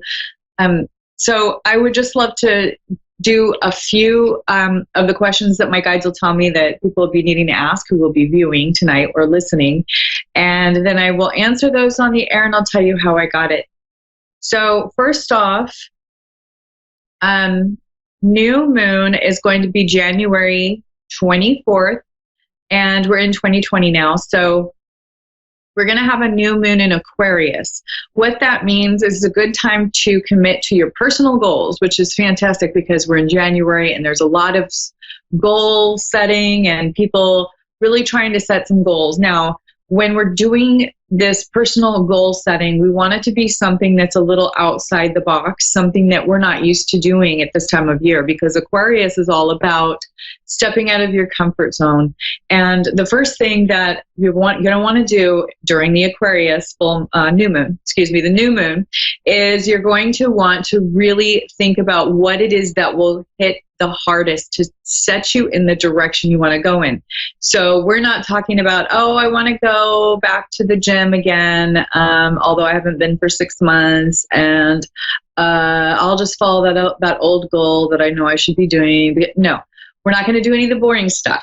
We want big stuff. We want, I'm going to call and get an interview with this place that I've been thinking about and dreaming about for 5 years. I want to go take this art class and see if I can maybe go and sell some of my art. I want to, think outside the box. I want to go to this new place I've never been to, travel to this new country I've never been to, save for a trip to a place I've never been that I've been dreaming about for a while. We want all of the things that we have been trying or committing to focus on for a long time. We want to do the big stuff this new moon. We want to plant those seeds, okay? So the other thing about the new moon, January 24th in Aquarius, is that we want to have surgeries during the waning moon. That's the best time. Now, there are guides to every day of the month, of the year, of the century, and it will tell you exactly where you should not have a surgery that day. And it's a good guide to follow. I've had, I think, over 7 surgeries now just on basic stuff, nothing too scary, but every time I've had a surgery, in the past 5 years or so, I've looked at the calendar for the new moon, the full moon, where it is in on the horoscope, on the, where space is at that time, where the planets are. And there's a specific guide. It's a good idea to follow it. I have noticed that I recover better when I do it this way. I visualize anyway, and that helps me with recovery. But it's always a good way to know when to schedule a surgery. That is important. So the upcoming full moon is going to be on February 9th. This is going to be our full moon in Leo. And on the full moon, February 9th, this is a no way on your surgeries. Do not have a surgery on this day. You're going to want to do those surgeries on the waning moon. The next day is fine, February 10th. But you're going to want to, again, look at the guide for the organs. You can find those online. There's a ton of guides about which organs or places to do surgeries on what days. And then there's a definite no on some days. February 9th is a no-go on surgery in general. But this upcoming full moon in Leo, this is a fire sign. So this, again, it's really convenient to have this full moon in Leo right after we have a new moon in Aquarius, because you're going to set all those great goals that personal goals that are kind of outside the box, that are a little bit more exciting. You're stretching yourself a little bit more to do these. And then our full moon in Leo, when we're going to be really releasing the old stuff and letting them bloom, that's going to be a fire sign full moon, which means it's kind of like setting that fire under us and motivating us to really get things done. So it's a really good next couple of months that we're going to be having for setting some goals in general. So now's a good time. Don't burn yourself out, though. The same, the double-edged sword with Leo being a fire sign is that you can't overdo it. So we don't want to set all these goals and do all this stuff and get all motivated, but burn ourselves out with that same fire. So regulate it, balance it out, little bit at a time, within reason. We don't want to go too crazy. We don't want to go into debt for these goals. We want to make sure that everything is in balance. So this week's herb, now I'm going to do a flower, and that's going to be the rose. So roses are an herb where if you take the, it's a flower, but when you take the oil out of a rose, it basically all different oils from different plants and flowers and etc. They have a frequency on where they can elevate our frequency. So there's long history in mankind where we have been able to utilize herbs, flowers, and the like for our benefit of the human body. So the rose is the absolute highest frequency. Let's say the essential oil, if you can get it organic. I know there's a place on Amazon and they sell, rose oil. I think it's like a tiny one for like $55 or $60. And I know that sounds like a lot. It's pricey because they have to put 1,000 pounds of roses or something, the petals, into this, few drops of oil. But the really great thing about the rose oil is that it is the most powerful oil, if it's a true pure essential oil, that we can use and utilize for our well-being and our good. It is a very magnifying, powerful flower, the petals. Smelling them, having them around you, there's a lot of energy in mediumship and the spirit world where spirits will speak through the image or the smell of roses. It is such a highly potent, high frequency flower, and it's a weed. It's a bush that comes from a weed, and it has a very strong will, high frequency. I know of a few people who are very successful business owners who put a really good, strong rose water in a weed killing container from a hardware store, and they sprayed around the circumference of their property because it elevates the frequency. It is good for feng shui. It's very potent. It is good for protection and for magnifying your different goals, personal goals, things that you are intending, wanting to manifest. It's a good way to magnify and really make more potent what it is that your intention is. And you can also put it in a spray bottle, spray it around a room.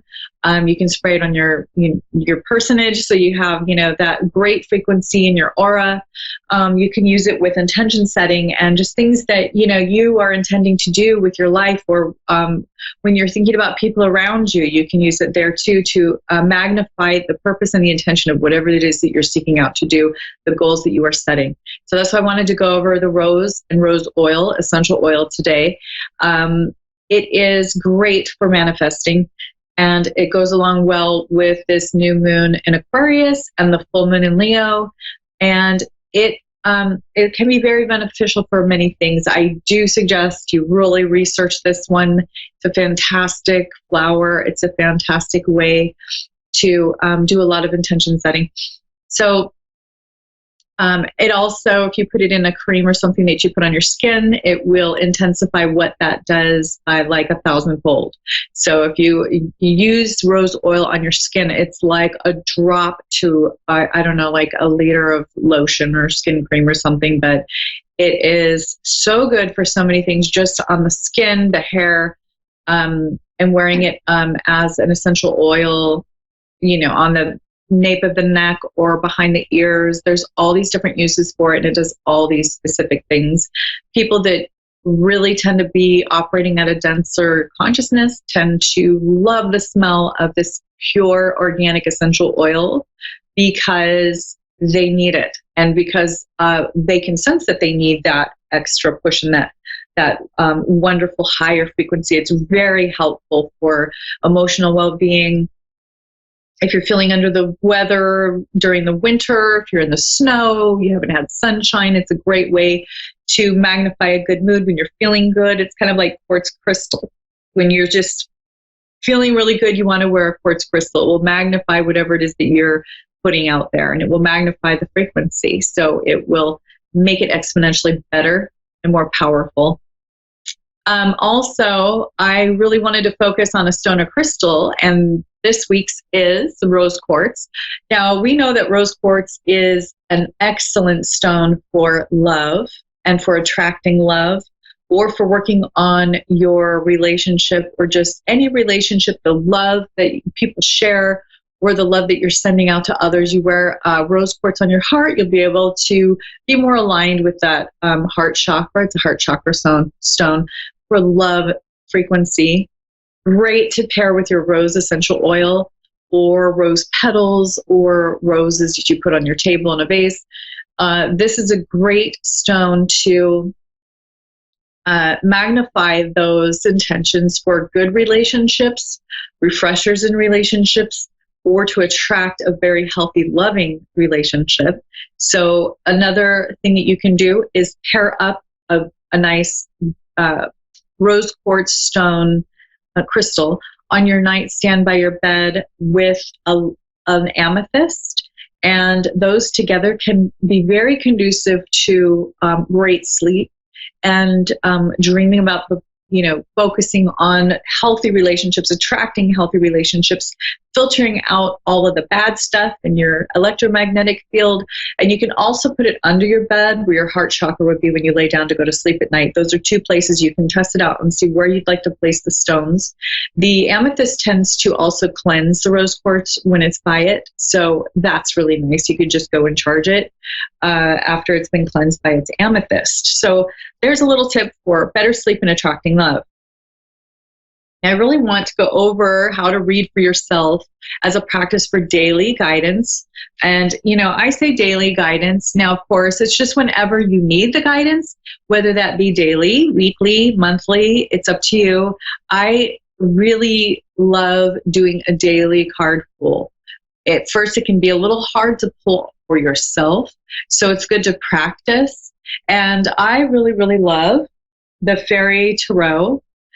This is a fairy deck that has full tarot arcana in it, and it also has this beautiful guidebook. It has some great art.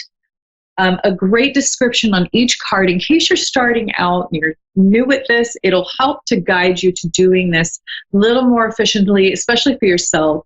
You could also start, doing readings for other people if you want to, your family members. You can pull a card for your family members, whether they're there or not, putting an intention out there for them that's positive, loving, protective. Same with yourself. You go into your deities. Who are your deities? You're going to start out by asking, if you're working with the angel realm, let's say you want to ask Archangel Michael. You want to ask, your Angel Gabriel.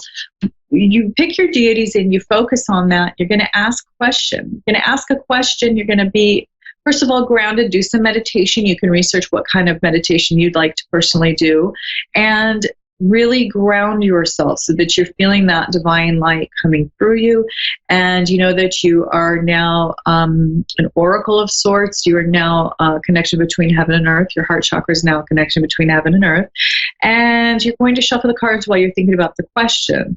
Now, I would usually do this on myself, but today I would really like to focus on my viewers and my listeners and really focus on a question that they may have today. So my guides will tell me exactly who will be listening and what their question will be. This can also apply to more than one person. So if you're listening with a friend, it may be for both of you. It isn't always just an answer for one person. A reading can be for more than one person. Even though it's catered or uniquely for one person, it can also apply to somebody else. So remember that these can be dual purpose. And the first question that I'm getting is, will I be with my partner long term? This is a common question, but I'm getting that this is specifically for somebody who is of African American descent. And it's about a man who is of African American descent. And he's tall, thin, and very driven person. He tends to like to travel quite a bit or move around quite a bit. He is definitely a fun partner. He is lively and likes to make you laugh a lot. So I'm seeing this man in my mind, and the question is, will he be with me long term? The answer I'm going to think about and ask the guides and respectfully thank them before they even give me the answer. And then I'm going to shuffle my cards. So I have these here, and I'm shuffling them as I think of the question. And I've already cleansed and sort of gotten out any old energy out of the cards. So I'm going to shuffle them and pull one.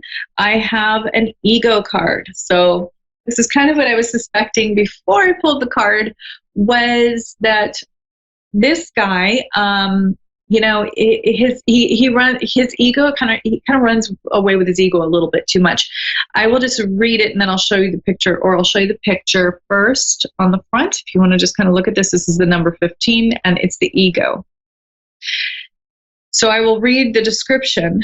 The illusion of being trapped, placing too much importance on material items and getting caught up in fear and worry. So the difference between you and your significant other, your partner, this man that I was describing, the difference is that he is more free-spirited. You are more really a worrier, kind of worrying about where is this going to go, where is it going. He's more like, well, we'll just see. Let's not worry about it. He may work where he has to go out of town a lot. Maybe he has to travel. And his state of mind is he will take things as they come. He's not going to create any problems when there are none. And that's the way he's looking at it. He's not disrespectful to you at all. He just really doesn't want to worry about things that aren't happening. So while you need a lot of this stability and reassurance, because of, it's just like you're passing your personality, nothing wrong with that. But while you're needing all this, basically him telling you, oh, I'm going to be here, this is where it's going, I promise you this and that, he's just like thinking, I just want to have fun. I just want to see where this takes us. And he's kind of flying by the seat of his pants and free-spirited, doesn't worry too much about the details like that. I see that it would be a very long relationship with him, that as long as the worrying doesn't get in the way, because this is the thing, sometimes what we fear we create because we're not letting it go. And I think it's more about catering to your insecurities and what it is that you're really worried about. Are you placing a lot of your worries from a past relationship, or are you placing worries from something that you saw someone you love go through on him and your relationship? You knew what he did when you got together with him. You knew what his job was. You knew he was going to be out of town. You understood these things, and you agreed to go ahead and continue a serious relationship with him. He travels. He is a fun-loving person. I know that he can also be a little bit flighty, but it's important to remember that, yes, he has a bit of an ego. It's partially, he has a high self-confidence. He's very social. He gets along well with people. That is how he was raised. That doesn't mean he's going to cheat on you. That also doesn't mean that things aren't going to work out because somebody's going to come and take him away from you. It just means that that's his personality, and that's like how he likes to be social and talk to other people.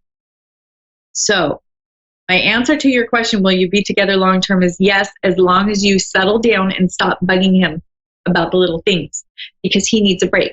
You knew these things about him when you got together with him, and I'm going to lovingly tell you that that is on you, not him. You need to stop picking at him, because he is doing everything he told you originally he was going to be doing. He's not doing anything wrong. And if you want him to go off with somebody else and leave, then keep running him crazy. So I'm going to lovingly tell you to stop it and wag my finger just a little bit and say, I understand your feelings, but you're going to need to stop pushing him away if you want things to be good for as long as you're with him and you want things to continue. So the answer is, it's really up to you as well, that you, as long as you can deal with your insecurities and do that internal work and not make it about him, you will be together with him for 20 plus years, and it will be a lot of fun. And yes, he will start to settle down. He will eventually retire after some time, and you guys will be able to really have a daily relationship. Remember that you also are not ready for a daily relationship either. You've got all your stuff going on with kids and everything else. And that's where your attention is. And this is why it's working out so well with him. Let it work out the way it is and just go more along with his view of things that, let's just see what happens. Let's just have fun where we are right now. So that's the first question. Now, if I wanted to do this reading on my own, and that was my question, and I get the ego card and I look at it and I meditate on it and I think, okay, I think that this is what it means. I think that this means that this guy has a big ego and blah, blah, blah. And I'm coming up with all these things. One thing that you can do, you can look at the number, which is 15. And you can also look at the possibility that 15 also represents the number 6, because 1 plus 5 is 6. That is also a possibility. You can look at the meaning behind both numbers, 15 and 6. You can also see if it resonates with anything in your life. Were you the age 15 when something happened in your life where maybe that built some insecurities? Did something happen with this person when they were 15? Does 15 represent somebody's birthday, the age of a child, the number of weeks, the number of years? Really stop and pay attention to what it's reflecting and how it's representing your story. I then would take the book and see if it adds anything or if it just confirms what I was originally thinking. So I'm going to go through and I'm going to look for ego 15, card number 15. I open it right up to ego, and I'm going to read what it says in the book. It says, happiness can be elusive if you're not clear on your own priorities, motivations, and behaviors. Now, I didn't memorize this, but look at what I got. Look at what's coming out of the book for this card. Taking time for self-reflection allows you the opportunity to experience great personal epiphanies and practice self-forgiveness. See the truth of who you are. Release those aspects that no longer serve you. Let go of guilt, fear, and blame. Have compassion for yourself. Look in the mirror and tell yourself, I love you for being divinely perfect in this moment. Isn't that a beautiful thing to tell somebody to do? I mean, that's just a great self-love, self-care thing. Detox from harmful foods, substances, or people. Confront your fears and release yourself from any limitations or self-imposed traps.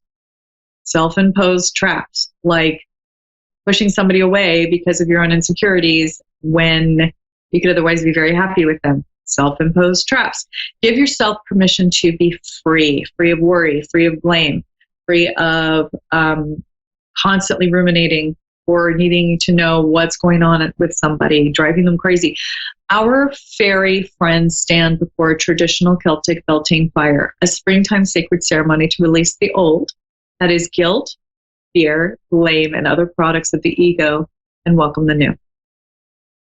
Okay, so this is also an additional meaning of this card, which is determining what is the cause and what is the symptom, placing too much importance on material items, or getting caught up in fear and worry or dependency or addiction. So I really did get a vibe of a dependency on this relationship rather than a free, loving, spirited relationship that is based on a very stable two people that are well balanced on their own without needing somebody or need to lean on somebody. It's lacking in, stability. This is why I wanted the self-care in there and everything else. So let's go on to the next question, and I will give it an answer and how I got that answer. So let's see. The next one is going to be, I'm going to listen to my guides real quick while I'm shuffling the cards. And I would really like to try a quick card pull. Will my career be long-term in this field? Okay, so I got the King of Autumn, and this is a really beautiful card. I only have a few seconds, so I'm going to hurry up. But this is the King of Autumn. I love this card. I got compassionate, accomplished, charismatic, and gifted. So you are all those things: compassionate, accomplished, charismatic, and gifted.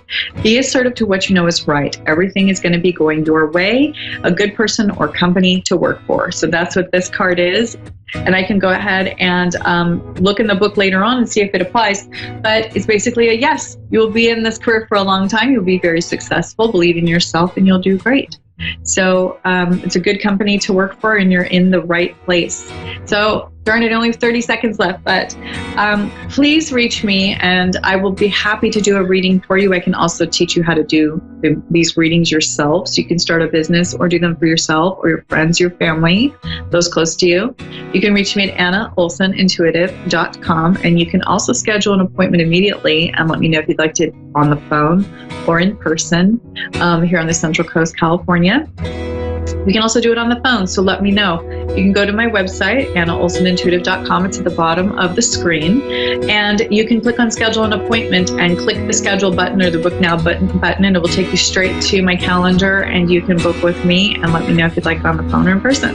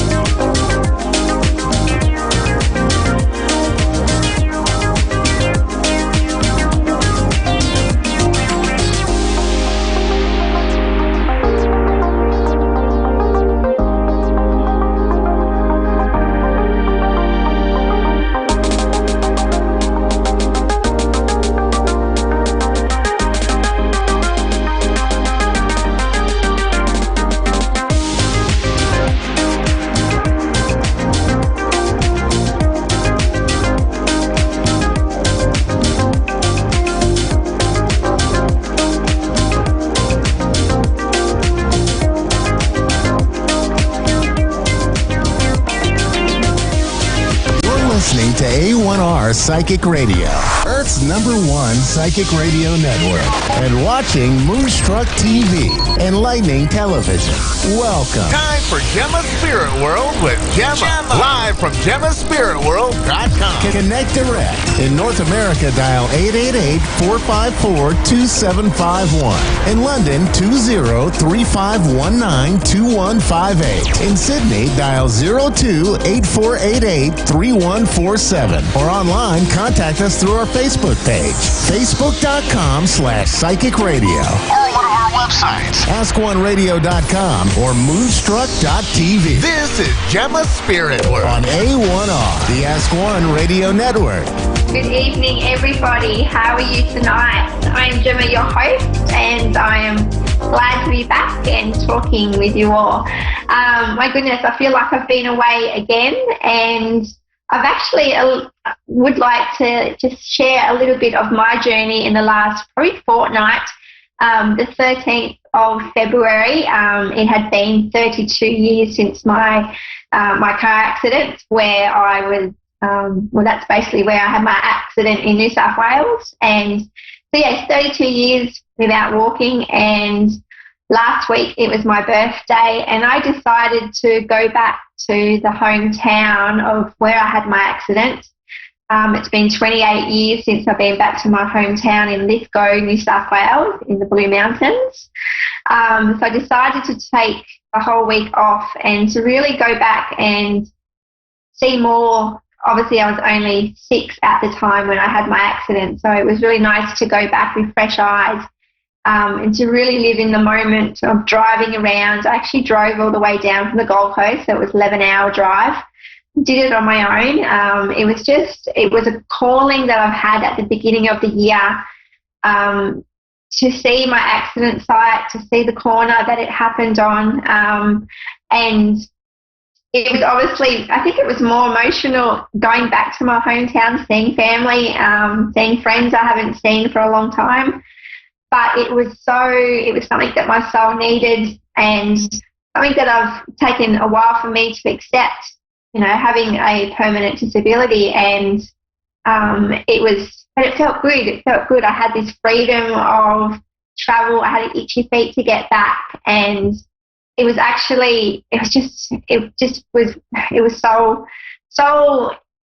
just amazing for my soul. And so that's where I've been for the last week, maybe 2 weeks. Actually 2 weeks, but for the last week, and I've definitely have accepted my accident, but it was just nice to revisit. And obviously, you know, we all have trauma, and we have, the energy is in our body, and we have layers and layers of that. And I just really wanted to have that shift, and things that I don't realise there's something in there that I haven't accepted, and I wanted to really appreciate, I really appreciate where and how far I have come. So, and, my life wouldn't have been the same if I hadn't had my accident. So, that's been my whole week, and it's been really nice to just connect but really live in the moment and take in everything in. And yes, it was emotional, but it was so gratifying that it was exhilarating, and it brought up lots of emotions that I was able to express, release, and I guess move on into the future to see what else the future holds for me. So that's been my week. I've actually got back into work this week as well. So I'm really excited. Tonight I'm actually hosting my first event at work, delivering spirits with a big group. I have done like morning teas and, had people, groups in the morning, but it's really nice to, do it at night time and be part of something that's, going to take off. I can see it's going to open up new doors for myself. And it's also about connecting loved ones to people as well. So I'm really looking forward to tonight. I'm actually really super hyped up and can't wait. So I know that I've had a big week with spirit loved ones around me, so they are more than ready to get into the action of it. So that's my big week of traveling, soul searching, and yes, we're ready to connect. So we're going to tune into Dave. Sorry, I'm really bad with names in Florida, USA. Devetta. Hello. Devetta. Yes, everyone calls me Gail, but my first name is Devetta. Lovely name. I was a bit unsure, but it has lots of strengths about it. I reckon you're the kind of person that has a lot of strengths, and whether you realise you have a lot of strengths about yourself. Thank you. How can I help tonight? What areas would you like me to look into for you?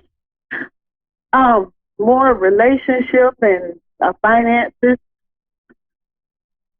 Yeah.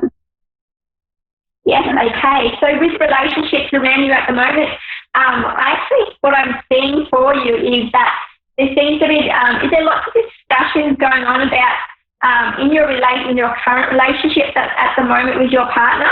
What I'm seeing is something going back and forth, and I feel like there's lots of issues have been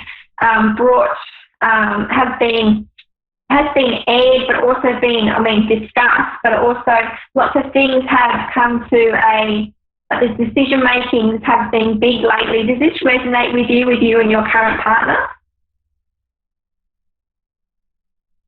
Oh, you said what? That's what I'm trying to find out. If it's even for me. Okay, so that might be someone else that's around you at the moment. Are you in? Because what I'm seeing is I have someone. The energy that I'm tuning into, I have this energy of two people, and I see that there's been big decisions in going forward in the relationship. I feel like there's been lots of ups and downs, but I also see there's some kind of big commitments that's about to happen, but there's also been lots of disagreements and issues in regards to trust around commitment. Does this resonate with somebody around you? Yes, okay, so that's what I keep seeing. Also, have you seen I'm going to say the third wheel, meaning that you've actually helped out the other person, in supporting. I feel like you've supported both of them, though, in the way that you're there for both of them for this relationship. Yes. Yeah, and what I keep seeing, I see that children are involved. I keep seeing, not children, but I see children, but I keep seeing there's one child involved. Is that correct as well? Yes. Yeah, okay, so I've got the children on the side there. I just see I see a girl, but I'm not, sometimes I get mixed up with the energies of different sexes, but what I'm seeing is that there's been that commitment of, and I feel like it's been more that the male energy, so the male partner, hasn't been committed. It feels like there's been some trust issues around the female. There's been some trust issues, but I see that things have been, lots of things have been ironed out. So there's lots of issues, lots of communication, but it still seems to be a sticky situation that still involves a lot of things. It seems the implications interesting with I know I'm talking a little bit too fast, but with the male in the relationship, has he been in any kind of trouble with the law or anything with the law? Yes, he just got out of jail last Friday, and I went and picked him up in another state from some old issues from a previous relationship. Yeah. Yeah, and that's what I keep seeing. I keep seeing the jail bar, so that's why my question was asked. And it also feels like, a sense of freedom, but he's also still really trapped, and I feel like he's still really trapped in his mind in regards to a lot of things. And I see that the young lady involved, if she still hangs on, it's like she still hasn't given up on him, given how much he's actually gone through. But I do see this child involved, but I also keep seeing that, I also see there being a commitment issue as well. And I know that what I keep seeing with the female is that she wants to, would like things to move forward, and I still feel like that he's still a bit stuck in his old ways, or even stuff from his past that's holding him back. Does that resonate with you with what's going on in their relationship? Yes. One day he seemed to want to go forward, and the next I'm confused. Yeah. And it is very confusing, and it's very draining for both sides, because you see how much, how much is involved and who's involved. It's emotional, and it's also I feel like my heartstrings are being pulled in all different directions, which makes, the future really hard to see, if there is a future.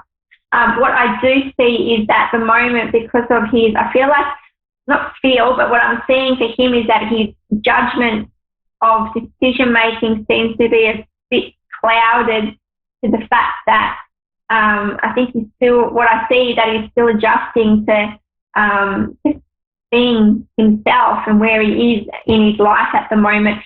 And I feel also that he doesn't answer a lot of questions, and that's frustrating. Right. Yeah. What I see is your support, and how much you've been a big support. Is this just for your daughter? Is this for your, I'm sorry. Your daughter that's in the relation? Is this your daughter that's in the relationship with him? No. My daughter is here. She lives with me, but she recently got into a relationship with someone else. Okay. And she has some. Okay. And she's really like a little child, but she's an adult. Yeah, because I keep seeing this little child next to you on the side, so that's probably what I'm seeing is her energy beside you. So the guy that's in jail he's okay. He's not in jail anymore. He's out. He's the guy. My son is in jail. The one. Oh, so it's your son. It's your son. Okay, my son is in jail, but the guy that I've been seeing, he just got out of jail. Ah, okay. My son is in jail, but the guy that I'm seeing, he just got out of jail. Okay, sorry about that. Just my connection seems to be a bit jittery on my end. I just see that. Yes, the son is in jail. Gotcha. What I keep seeing is that at the moment it just seems that. Oh, okay, got you. So your daughter at the moment, I also feel like there seems to be fear around her, and I get that feeling because my anxiety seems to be, I just have anxiety around her, so there's some tough decisions to make at the same time because everything's so new, and there's just lots of decision making, and the message that I have that's coming through for her is that not rush into things. To really just see how things go, not to rush is what I keep hearing for her. Okay. I also see that I've got number 11 around her, so whether she can resonate with the number 11, but, it's also, I know that it's like she's got such a big heart and she trusts too easily. So at the same time, just go with her intuition. Things don't feel right, but not to rush either is what I've got going on. That is true. Okay. Yeah. And as for the relationship with me, is it even worth continuing or? No, at the moment I just see that there's lots of questions, so it just seems a bit cloudy at the moment. So I just would, at the moment, what I'm seeing, not to misjudge, just give it a few weeks is what I'm hearing. And I also keep hearing not to repeat things that's happened in the past. Okay. Yeah. All right, lovely. I have to wrap things up because I have my next call of waiting, but it was lovely to connect with you tonight. I wish you all the best. And just trust. Okay. Thank you so much. Thank you. We have Jen from Pittsburgh, Pennsylvania, USA. Hello, Jen. How are you tonight? How are you? How are you? Thank you. I love your energy. You've got lots of energy. How can I help you tonight? I don't know. I don't know what happened. I had to call. I don't know. It's not me. I'm just, there's something wrong. So. It's interesting because what I keep seeing around you at the moment, I know we haven't gone into detail yet, but I keep seeing a big air balloon, but I feel like that's you. I feel like your feet are off the ground. There's not much stability, as in, like, I think underneath you, you feel a bit scattered, but at the same time, I think you're still finding the right direction in which way you're wanting to go. It feels like things aren't, whether you haven't grounded yourself in a location yet or you're still in the process of wanting to move or feeling like whether you want to move. There's questions about moving. Does this resonate with you? Yes, I want to move down south. Yes. Yeah, I can see that, and I can see that it's going to happen soon for you, a lot sooner than you realise, because I keep seeing you being this hot air balloon. You're about to take off, and what I keep hearing for you is to tie up the things that you need to tie up now. It makes that transitioning a lot smoother for you. Okay. Yeah. Also, what I've got around you, you're very creative. Do you do any kind of artwork or do anything creatively? It could also mean with your voice. I've just got lots of art, lots of colour around you as well. Yes, that's me. Yeah, I feel that. And with colour, it creates movement. So you're constantly moving, but I feel like when you move down south, this is going to be a permanent move for you, where you're going to feel like, it just feels you've embraced everything. You've put everything out there, and this is your big, it feels really good. Like this is you. This is, finally you've gotten to where you need to go. That's great. So that's what I keep saying for you. I've also got lots of flowers around you, which lets me know it's a celebrational time for you. But have you had a birthday or coming up to a birthday? Because I've got flowers right in front of me. Yeah, yes. Yeah. So, if you're doing, this year's all about you and celebrating you and what you want. And because I see that you've put lots of other people first before yourself in the last few years, but you're finally listening to yourself and taking your dreams forward. And it's with that creative flair that you have about yourself. You're always creating movement. You're always making new friends. And you're the kind of person that I feel through your energy that you don't have trouble doing that. So any fear that you have, you don't let any obstacles in front of you stop you from achieving what you want to do. Oh, I have a stroke too. That's, You have a what, sorry? I can't. I have a massive stroke, and I can talk like that. I'm excited or whatever. I can't talk. I love it because you've got this big ball of energy, and it's about putting all that good energy you have to use and to being in service of others as well. And I see that you make a big difference in the world with what you do because of the kind of person that you are. You have this big heart.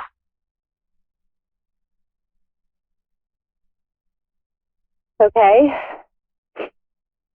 I also see that with a transport, or you've had any transport, any car problems, but I've seen that the transport, there's different transport by the time you move, whether there's issues around transport or how you're going to get from A to B. Like, I'm not saying you don't have a car, but it feels like where you need to get to, whether it involves other transport in the location that you're going. Does this make sense? I'm not really, does this resonate with you about the transport in regards to the new location that you're going to?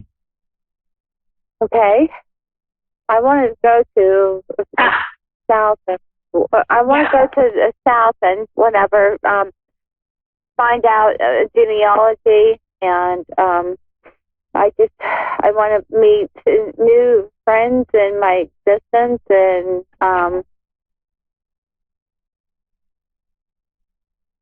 that's all. we're definitely going to be embracing it all. I think Really?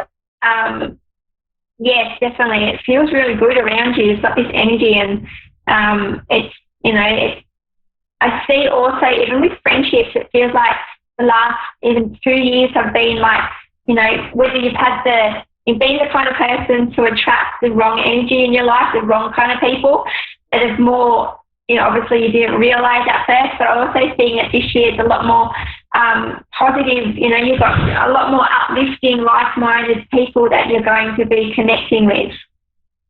That's good. That's good. Yeah, and that's what I see, and I see that, you know, it's also company, it's good company, and it's something that, you know, I know that you crave as well because you love, you know, being around people, but at the same time you do like your quiet time, but, you know, you really, you know, people get to really see you for you, and that's really good about the kind of friends that you're going to be making, is because they see you and you don't need to pretend to be anyone else but yourself. Mhm. All right. There's like do you see like yeah. Did you see he saw himself? Is he around? Sorry, who was that? Sorry, a loved one, did you say? He saw himself. Is he around? Sorry, my connection seems to be bad. Wait 1 second. I did not hear the question.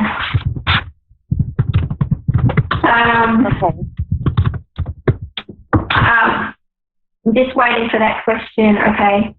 Oh, okay. Just with that connect. Okay. So with the person, can you repeat that question again for me, please?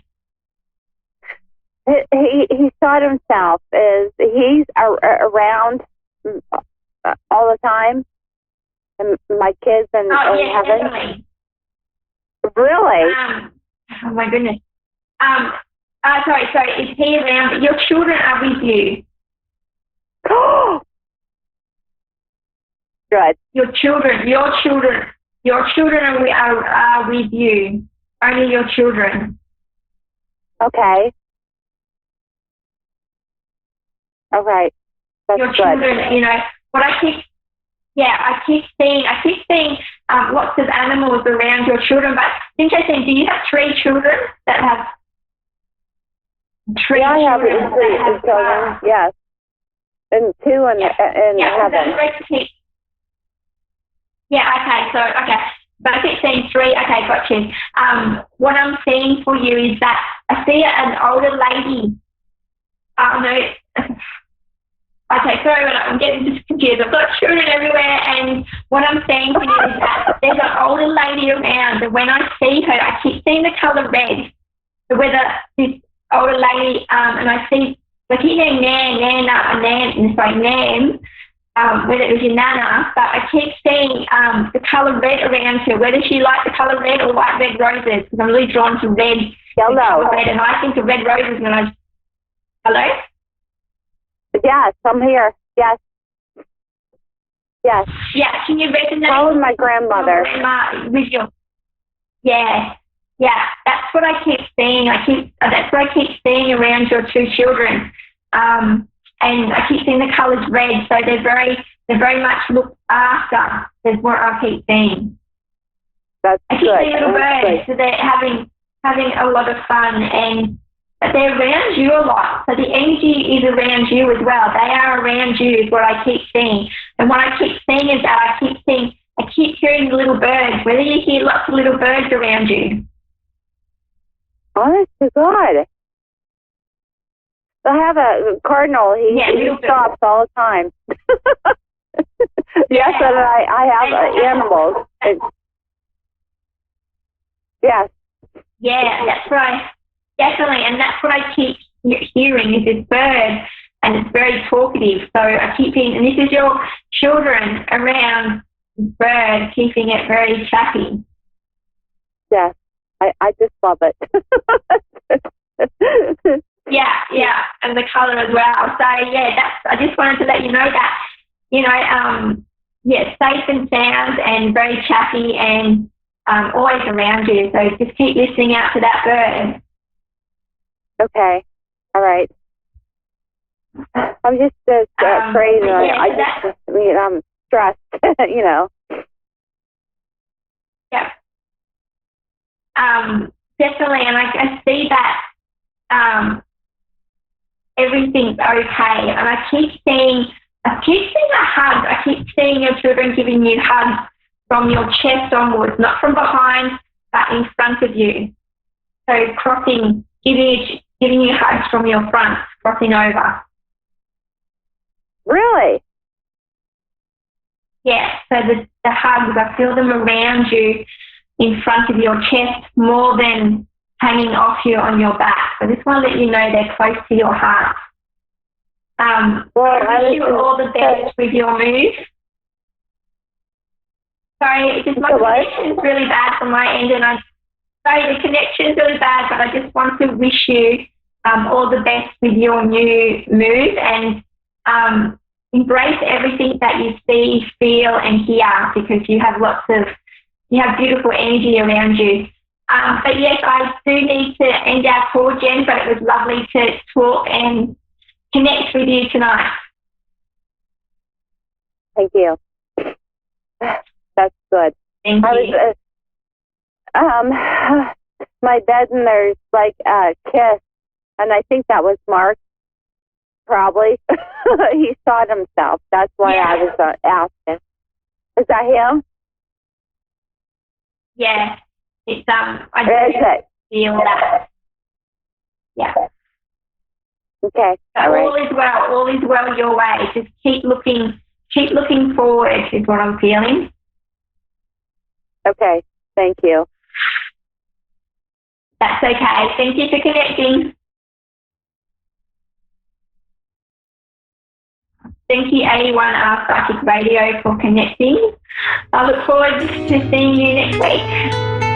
Thank you.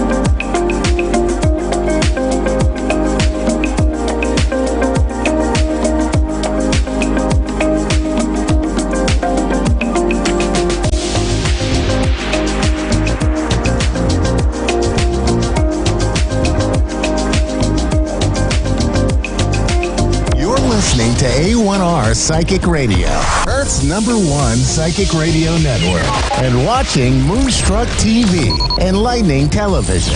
Welcome. Time for Your Time to Shine with Julie Yeager-Walker. Live from Wings of Souls with Julie.com. Connect direct. In North America, dial 888-454-2751. In London, 20-3519-2158. In Sydney, dial 02-8488-3147. Or online, contact us through our Facebook page, facebook.com/psychic radio. Or one of our websites, askoneradio.com or moonstruck.tv. This is Your Time to Shine on A1R, the Ask One Radio Network. Good evening, everyone, and welcome to Your Time to Shine, a radio show designed to help you explore your own divine gifts. How are you this evening? How is everyone doing in this beginning of March? As I was sitting here preparing for the show, there was a huge flock of geese that flew over the house, and they were noisy. I think they were out there for at least 15 minutes talking and chattering. So I sat there to see if they had any messages for us, and they did. They had some really beautiful messages that tie into what I wanted to talk about tonight. So the message from the geese are: fly high, soar above it, do not worry, and do not fret. So I think it's a perfect segue in tonight's topic, which I wanted to just touch on, all of the craziness and the worry and the fret over the coronavirus and how it is affecting each and every person, not just here in the U.S., but all over the world. And all over the world, people are changing their lifestyles. They're changing things up. And a lot of it is fear-based and worry. And rightly so. Don't get me wrong. There's a lot of people out there who are sick and who are dealing with that, and even those who have died from it.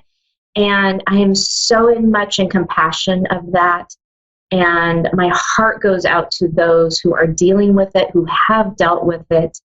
And yes, we do need to be in awareness of what's going on. But I do think that a lot of this is being, played upon by our fears. And if I'm sure you've all heard or seen the toilet paper video. My husband brought it to my attention a few days ago, maybe a week ago now, and it is, I'm not even sure where it was, but it is a large store that carries bulk items, and you can see people being frenzied over buying boxes and boxes of toilet paper. And even this weekend, I was talking with someone, and they happened to be in a large store here in the Portland area, Costco, which is also a store that you buy bulk. And someone came in and asked the checker if they had any toilet paper in, which the checker replied, yes, we have some in, we just got some in. And this individual literally started running through the store to get to the toilet paper. I mean, there's this urgency that's all fear-based, fear of becoming sick, fear of our loved ones becoming sick and possibly even dying from all of this. And so the fear is real. However, if you can take that and you can shift it up, and if you can find it in your hearts to find the love and the compassion, and let that take over. Let that take over the fear, because fear and love cannot be, you can't have those same feelings at the same time. And if you're in a place of love and compassion, your vibration is higher, which you are less likely to succumb to those types of illnesses or any type of illness. When your vibration is high, you're feeling good, you're doing good, and you go through life a lot easier. You're in flow and tune with the universe. And I know in a situation like this, it's really hard to find that. When there's so much stuff going around in media and the people that you talk to. So it's really, really important for us to stay in awareness of what we're thinking and what we're feeling during these times. I really believe that all this is being brought into our awareness so that we remember as humans to have self-care and to take care of ourselves. And what does that look like? So right now, that looks like, eating healthy, getting enough sleep, taking care of our bodies, washing our hands frequently, taking our vitamins. That might even be getting out into nature and taking a walk, whatever that looks like for you. Now is the time to really look hard and evaluate your self-care, because it's really, really important during this time that we take care of ourselves and not get overwhelmed and not get into that state of fear and worry, because when we do, it just compounds. my husband laughs at me and says, well, that I'm uninformed because I don't watch the news. I'm not glued to the TV watching news all the time. As an empath, I can't do that. If I'm in a state of even a little bit of, maybe having a bad day, things aren't going quite right, the energy and everything behind the news, everything that goes on, the drama, the trauma, it's really overwhelming and too much to take. So when we get into that state, we have to step back away from it. We have to step away from, consuming ourselves in that, that feeling of overwhelm, and you have to step away from that situation. And that's what I have to do. I physically have to step away from that situation. I can easily get back into it and get, aligned with whatever is going on in the world, but I don't need to be entrenched in it. So even that is self-care, right? Taking a step back from the media and what's going on in the world to focus in on you and your family and what is really important. So during this time, it's going to be a struggle. You're going to hear it more and more and more in the news.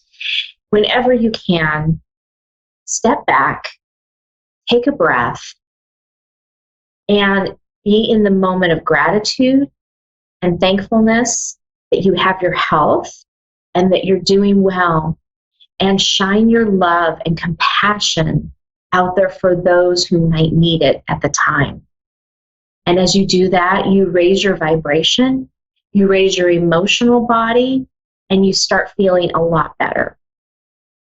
So take some time, take a little break, and try to stay out of that fear base, because it's not helping you as an individual, as a person, and it's definitely not going to be helping your family.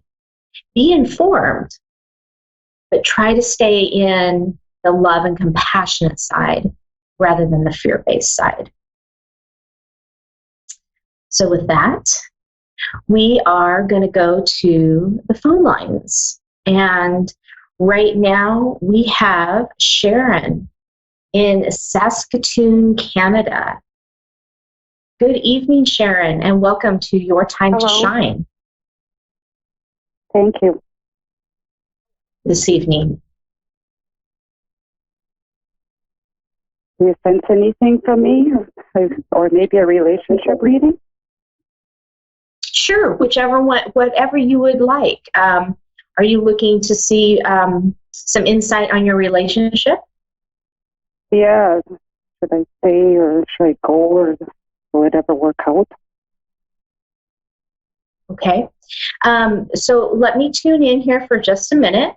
It's going to be, some silence here, but I'm just tuning in to see what your loved ones have to say, and I'll be right back.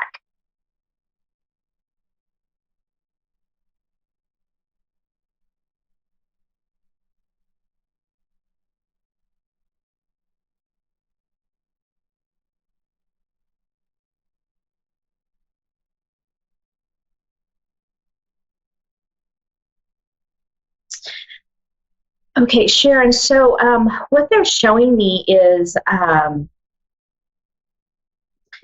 they're showing me images of like sun and some clouds, and then these bursts of sun rays coming through. And so what's that showing me is that there's been a little bit of trial and tribulation, a little bit of up and down with this relationship, so to speak. 1 minute, everything is great and it's shining bright, and then all of a sudden, the clouds come in and there becomes this storm. And this is something that you've been dealing with for a little while now. Yes.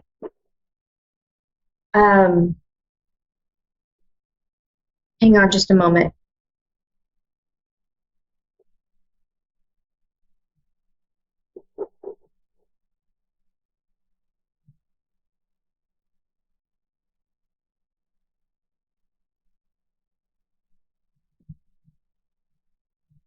So they're showing me that it still may be a little bit rocky for a little while. And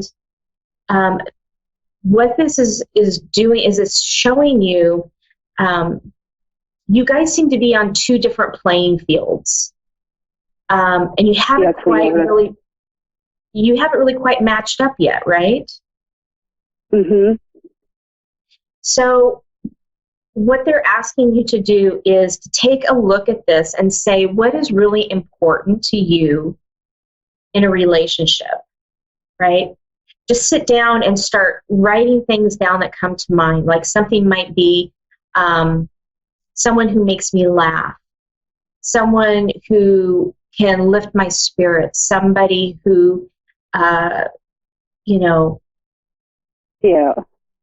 You know what I'm getting at. Just start writing down some of these things, right? And then take a step back and look at that relationship that you have and see how many of those are really resonating with you. I can see probably none of it. It's like no happy ones. Well, what they're showing me is they're just showing me that there's a disconnect, and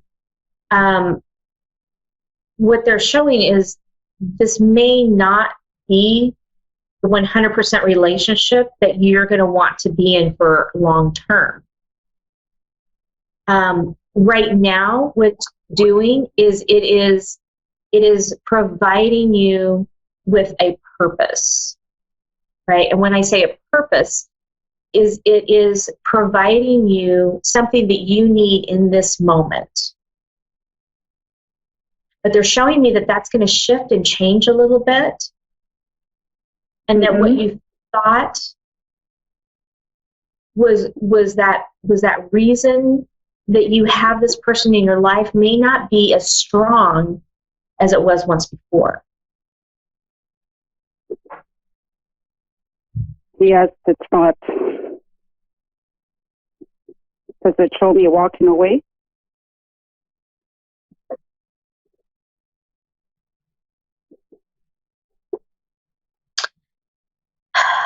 In this very moment, no, they're not showing me that you're walking away, but they're showing me that things could shift and change depending on how you feel. Mm-hmm. This person isn't going anywhere. This person is going to be hanging around for a while. Okay? So if something happens to cause you to not continue on with this person, it's going to be because you have chosen this. It's not because they have chosen. Mm-hmm. And what it's showing you, what your guides are asking you to do is stand up and look at the relationship and look at what you want out of your life, because what you're seeing right now is not going to change. And if you're okay with that, then perfect. But if you're not okay with that, then you need to be the one to make a change, as hard as that may be. I've been thinking about that change a lot. Yeah. I don't feel like it's going anywhere. Yeah.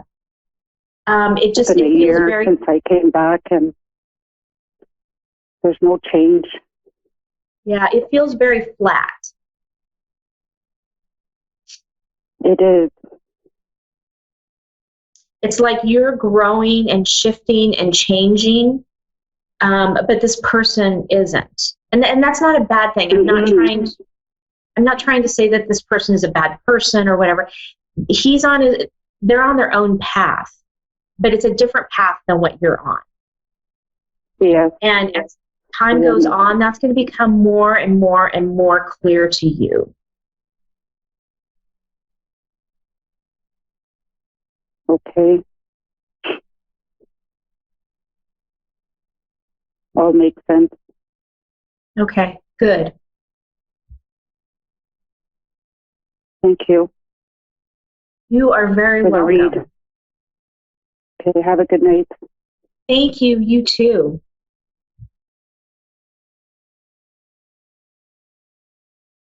Next, we have Lisa in Western Australia. Good evening, Lisa. Hello. Hi, Hello. How are you? I'm good. How are you? I'm good, thank you. What can I do for you this evening? I just wanted a general, maybe general reading or something like that, or whatever you're offering. I don't know. Okay, perfect. Let me tune in and see what your loved ones have to say. So there's going to be just a little bit of silence as I tune in. So hang on just a moment and I'll be right back with you, okay? Okay.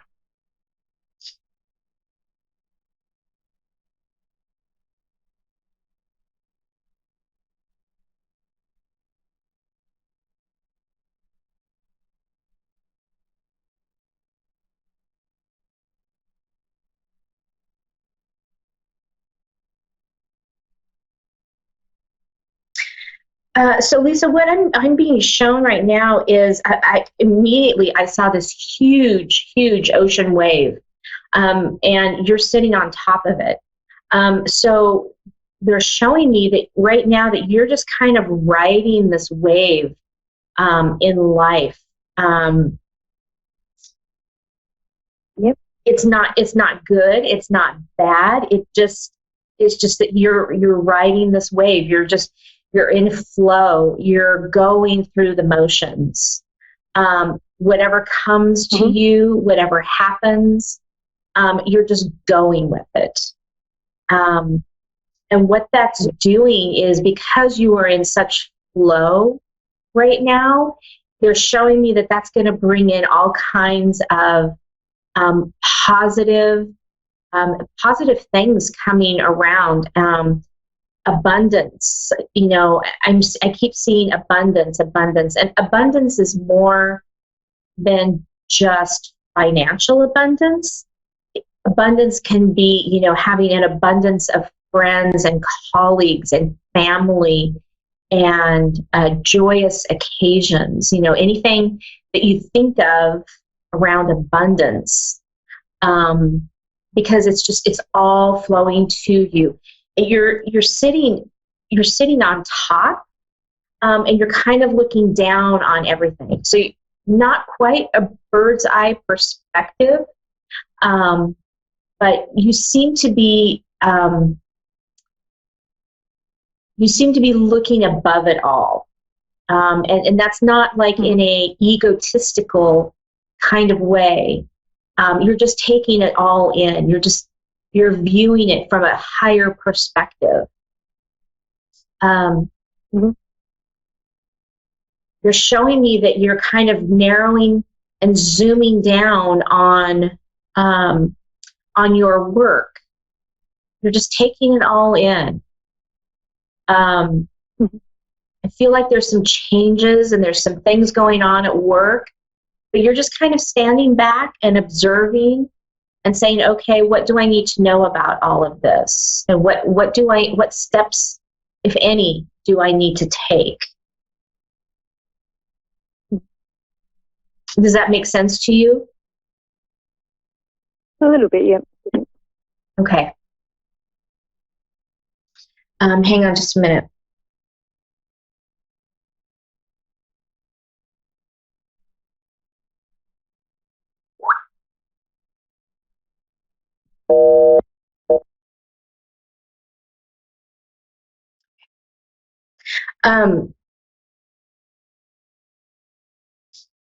Lisa, one of the other things that I'm getting is I'm getting that you really like to be out in nature. I'm seeing a lot of flowers.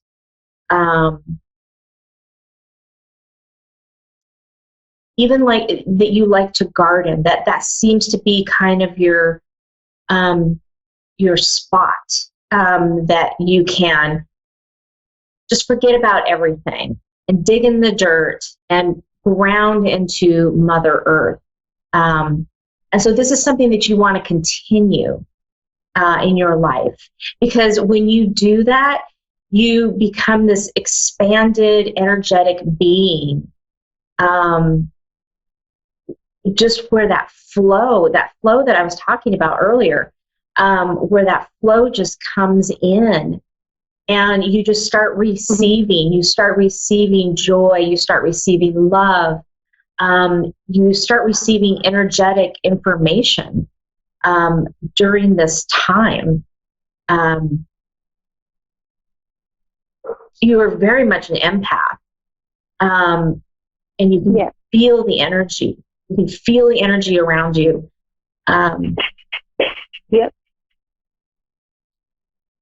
You're that type of person that somebody can walk into a room and you know immediately energy that person is giving off, right? Whether it's happy or sad or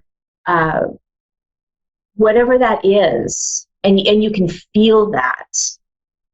And so, again, by going back to Mother Earth and getting into nature, those things are going to come to you more openly, and they're going to flow through you more easily. Mm-hmm.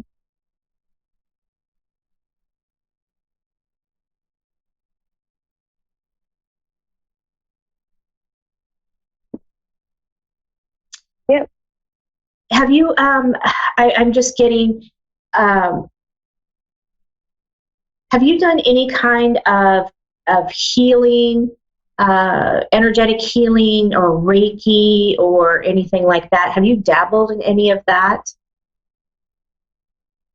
Not really, but I do understand that. I'm a little bit of a healer, maybe. Yeah. Right, because I'm really picking up on that you are, that you're a healer. Again, this digging in the dirt, you're giving back to Mother Earth. You're giving back to the environment. You're healing through your hands, and it's a magical thing that you have.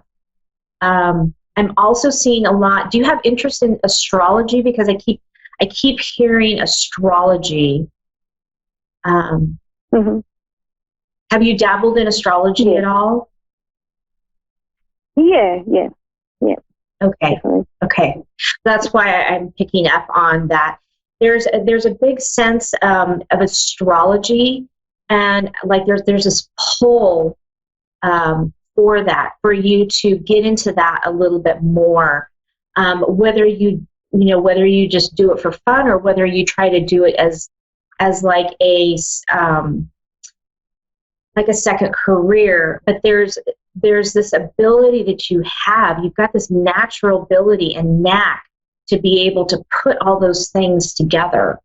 You're very, very good at it. So I would continue on, looking into that piece of it as well. Okay.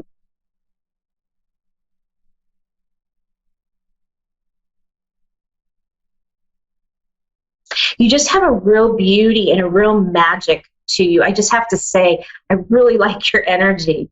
It's just very soft and very flowing and very genuine. You probably get a lot of people coming up to you and telling you that their life story. Yeah. Yeah. It's that healing, again, it's that healing nature about you. It's that empathic nature about you, that compassion. They don't know why that they are drawn to you, but they are very much drawn to you. You have a very bright light. You attract all these very special people, people who need help, people who need compassion. And there you are. You're giving it, you're emitting it, without even really thinking about it. So it is just a really beautiful thing.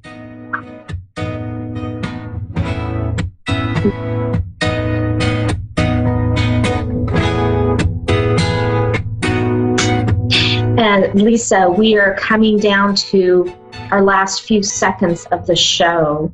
So I want to say thank you so much for calling in and giving me the opportunity to give you a reading. Thank you very much. Thank you. Thank you. I hope you have a wonderful day. Thank you very much. You too. Okay, bye. Well, that does it for us. Another Thursday in the books. Thank you again for tuning in to A1R Psychic Radio on Ask One Radio. You can catch me over on my Facebook page at Julie Yeager Walker Medium, or Your Time to Shine Facebook page, or I have a website, www.wingsofsoulswithjulie.com. I hope you all have a fantastic night. See you next week.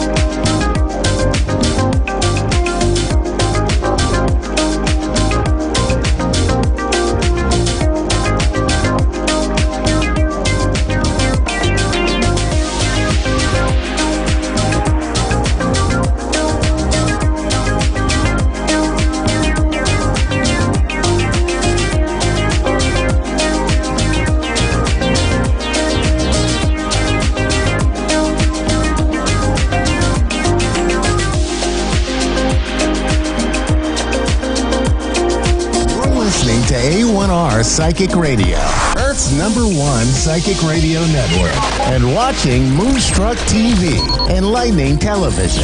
Welcome. Time for Avid Advice Live with Fia Johansson. Live from AvidAdviceLive.com. Connect direct. In North America, dial 888-454-2751. In London, 20-3519-2158. In Sydney, dial 02-8488-3147. Or online, contact us through our Facebook page, facebook.com/Psychic Radio, or one of our websites, askoneradio.com or moonstruck.tv. This is Avid Advice Live on A1R, the Ask One Radio Network.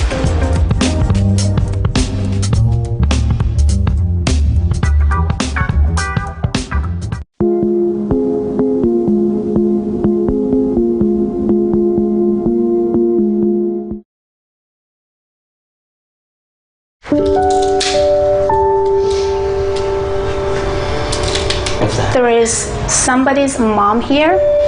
She directed to you right now. Theo is actually channeling my mother. I have her right now with me. She passed away 3 years ago. She says, "Forgive me." Hearing from my mom was amazing. What she told you before, 3 days before she passed? That she loves me and that she'll see me soon. She's directing me another woman in the room. Please. My grandmother was my mentor growing up. There's 2 women that directed by her right now. You and her. She's talking about the man that she was concerned, and she's still concerned, and she asked for forgiveness for that man as well. The man that she brought forward to forgive, that's my brother. She's telling you to stop being weak. Bring more confidence into your life. You know, we're all at different points in our lives. We've all been through different experiences, traumas, excitements, joy. She's proud of you. You're quick on something. You stopped something that was very hard for you to do. You wouldn't think that 10 years ago that I was addicted to drugs. She says, "I'm proud of you. Continue." I never stopped asking the universe to show me the way. She's talking about your pain. Let it go. I don't have to have that story anymore. I don't have to hold on to the story of my pain, of my past, of my trauma. Today, I can let it go. Let it go! She said, "Can you forgive me?" Yes. Say goodbye to all things that could stop you to succeed, to feel good, to connect with your soul. Say yes high. Yes. Loud. Yes. Louder. Yes. She's asking you, can you forgive that person? She's directing someone else. She's directing a man. She's directing someone. Can you forgive that person? Can you forgive that person for her? Loud. Yes, I forgive him. Why you do forgive him? She want to know. I forgive him for myself. You are worthy enough to do everything for yourself. Not for anybody else, for yourself. I know that takes a lot from her, but she gives. And she gives and she gives. She's asking you to be strong, to be powerful, to be connected to your soul. You don't need anyone's affection and approval to be perfect. You are already perfect. Believe in yourself. Yes. Just say, yes, I do believe in myself. Yes, I do believe in myself. Louder. Yes, I do believe in myself. Louder. Yes, I do believe in myself. And I believed in her. We're all from Brooklyn, New York, so there was a very Jewish Italian community there where people's homes were open and they would intermingle and share their faiths, share their food. She's talking about backyard. She's talking about the trees. She's talking about dishes. She's talking about the chicken. She's talking about the chair. She's talking about everything. Please direct her what she's trying to say. Hannah's house. Yes, my mom's house. We all lived together. I mean, they lived there with my mom and my dad. They were always together. We were always together, always cooking. She actually made a better chicken parmesan than my mother. Yeah, hers was better. But don't tell her that. Yeah, don't tell my mom that. Don't tell Nana. There is a power in sadness. There is a power in pain. And the power comes when you overcome it. Talking to her really, really helped me, I think. It's definitely gonna kind of just clear my mind of all the negative thoughts that I had.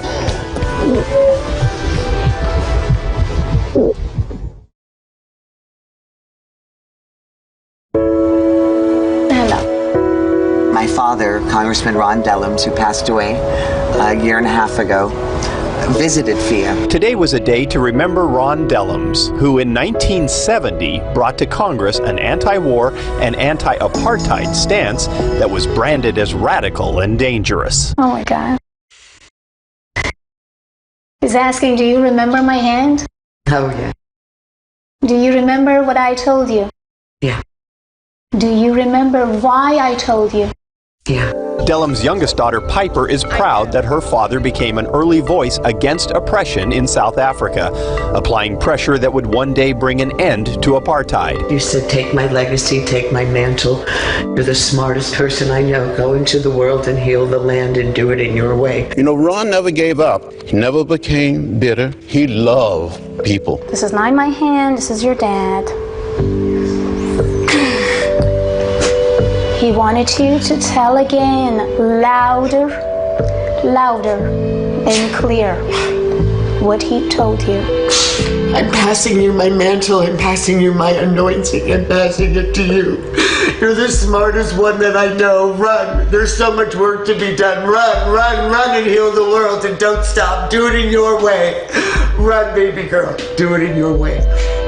So she's spoken to me like a sister, but also like an angel. He said, I saw you when you cried in front of that candle. Why did you cry?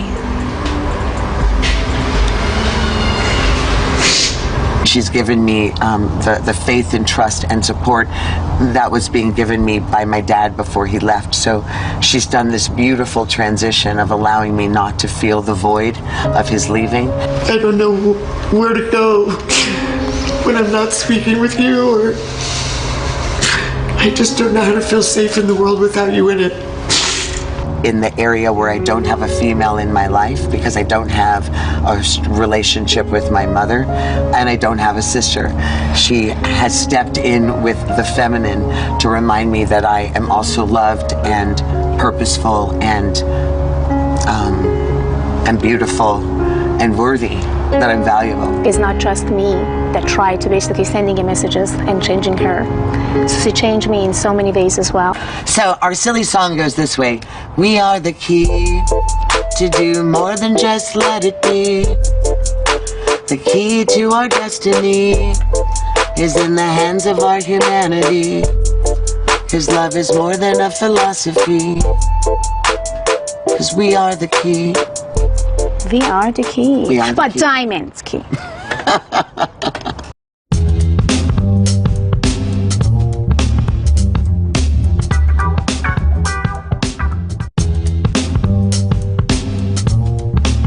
For centuries, it's believed that mediums have been able to mediate communication between spirits of the dead and living human beings. People usually recruit mediums to help them get in contact with family members or friends who have passed on. But celebrity psychic Fiona Johansson is also using her abilities to help law enforcement solve cold cases and help exonerate and free innocent inmates. And Fiona is joining us now. Fiona, welcome to the show. Thank you for having me. How are you doing today? We're so excited to have you. So awesome. Tell me, Fiona, when did you realize you had this gift? I was at the age of 7. It was a hot summer. A friend of mine came to my house and we had fun. We played. And 3 hours later, when they want to go home, I said, please don't, because I see visions, I see colors, and I see that you guys definitely going to have a car crash. Well, of course, at that time, nobody listened to me because they didn't know exactly what I have. But 3 hours later, our phone rang and they had a car crash. And from that moment, it took 4 years for me to realize why I see things before they happened, why I feel things before people talk about to me, and then why did people communicating through me when they want justice or something about their life. So Fiona, tell me, how did you get involved with law enforcement? I was at the age of 17. It was back in Europe. So basically, they engaged me in a couple cold cases, and I could help them to find murder or border cases, and also I helped them to achieve and put all the puzzles together through the colors, visions, names, and of course, spirit talking to me by themselves. Like example, 2 years ago, Coast Guard communicated and said, we have a missing pilot. And I said, I know exactly where they are, but they said, we are in Catalina coast and we are looking after, well, we are not, finding them. I said, well, we are guys in the wrong place. The moment that they said they are missing, I said, they both dead. He immediately connected and says, how did you know it was two? Because it was one student pilot and the other one the instructor. And then he said the student pilot mentioned exactly where he is, and that's why they are dead, because I am just communicating with dead people when it comes to my mediumship.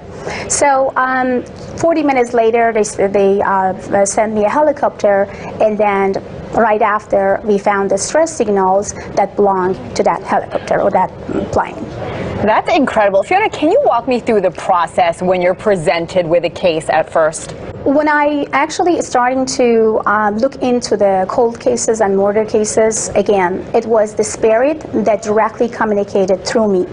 So, and when I started, I was 17.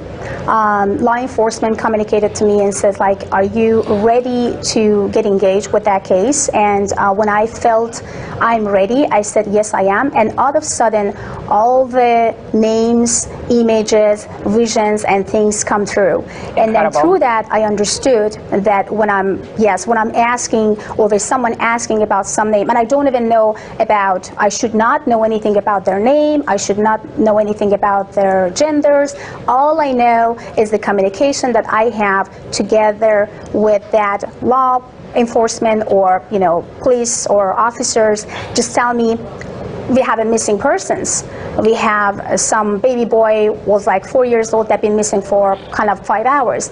I'm directly connected to the energies, and I pick up the energies through that officers that communicating through phone. So I shouldn't be in a place or be around that families or touching that families or communicating with that families. Fiona, let's talk about a specific case about R&B singer Jamal Truelove, who spent more than 6 years in prison for a 2007 murder. He was eventually acquitted in 2015 when a jury found that the two officers had fabricated evidence. Tell us about your involvement in that case. Well, the way that I involved in this case, it was that we got through a couple actually friends, and when they reached out to me, I said, I reacted immediately that this guy is innocent and he shouldn't really be in jail. And they said at that time that they can't do anything about it because, already all the evidence is against. And I said, well, he will come out, but not now. There is a timing that I can see and I'm predicting, and this time is all about like in between 5 to 7 years.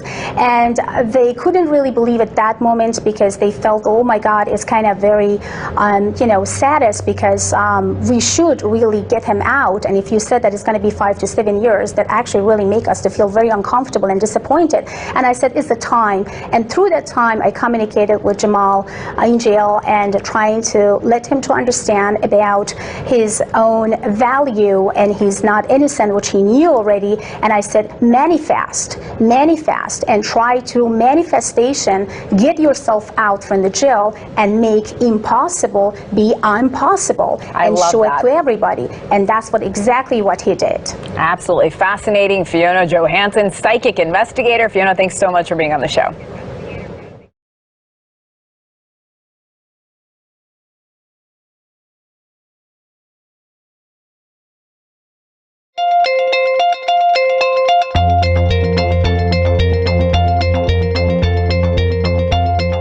Welcome back to the Global Entrepreneurship Initiative. I'm excited to introduce our next speaker, Ms. Fiona Johansson, who's better known as the Persian medium and subconscious mind surgeon. She's a multi-talented motivational speaker, clinical hypnotherapist, and celebrity psychic medium. An author who works closely with law enforcement to help locate missing people and solve difficult criminal cases with detectives and as well as private investigators. Throughout her career, she's helped thousands of people identify personal roadblocks to help them truly believe in their own path to success. success, whatever that dream may be. Her greatest passion in life is helping others achieve their ultimate dreams and desires, teaching people to believe that truly anything is possible. Please help me welcome to the stage Ms. Fia Johansson.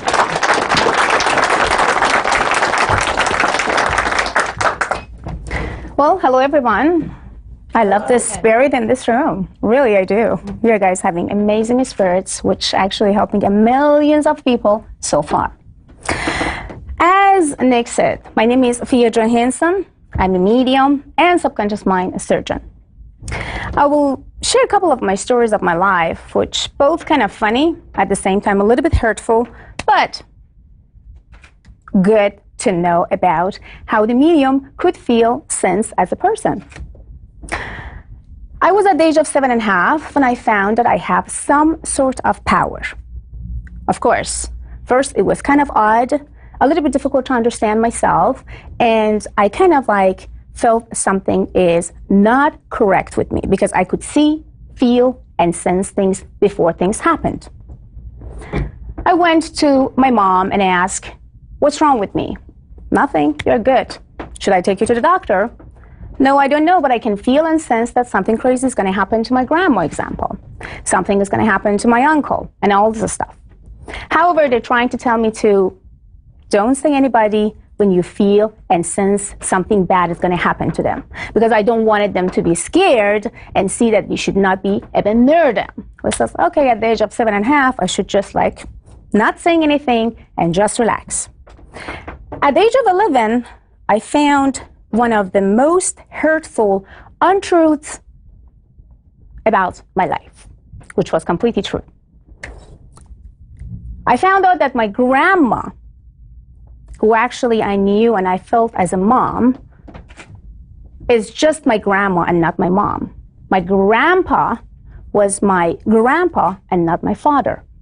My uncles, they never been my brothers and they've been just my uncles. And my mom, not ever been my sister, and she always been my mother.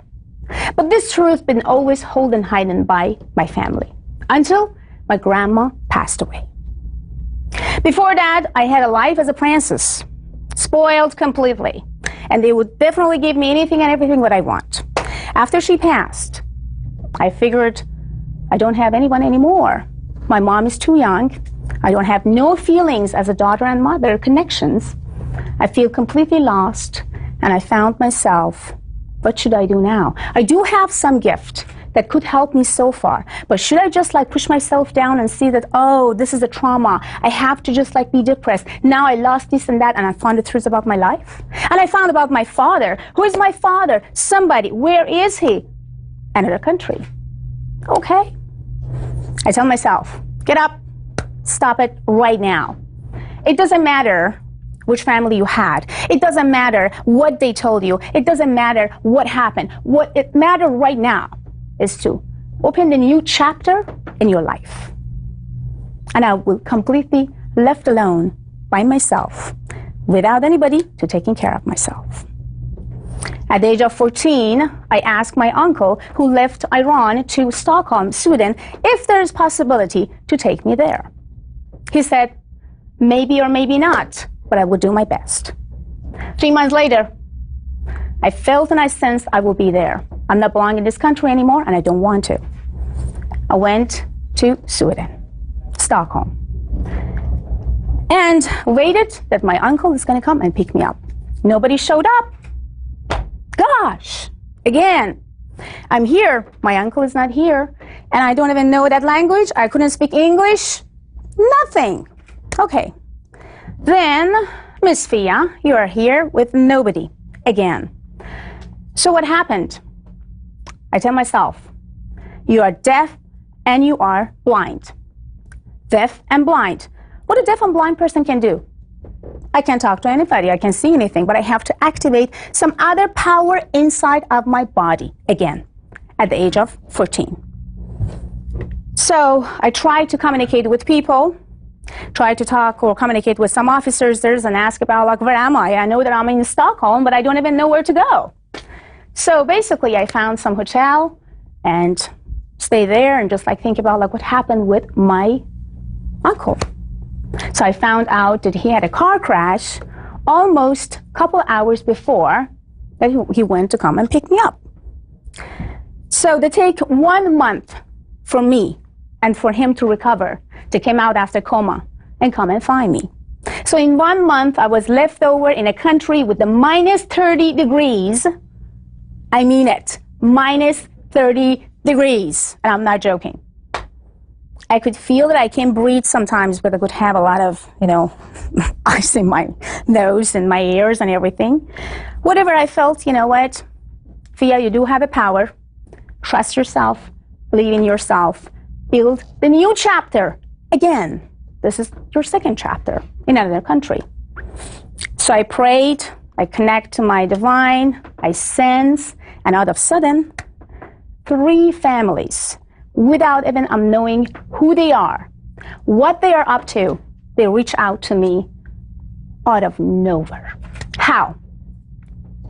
I went out to the Starbucks, but basically there is no Starbucks. It was something, looked like or similar to Starbucks, and saw some lady that's sitting there and crying. I went and said, well, I can't speak.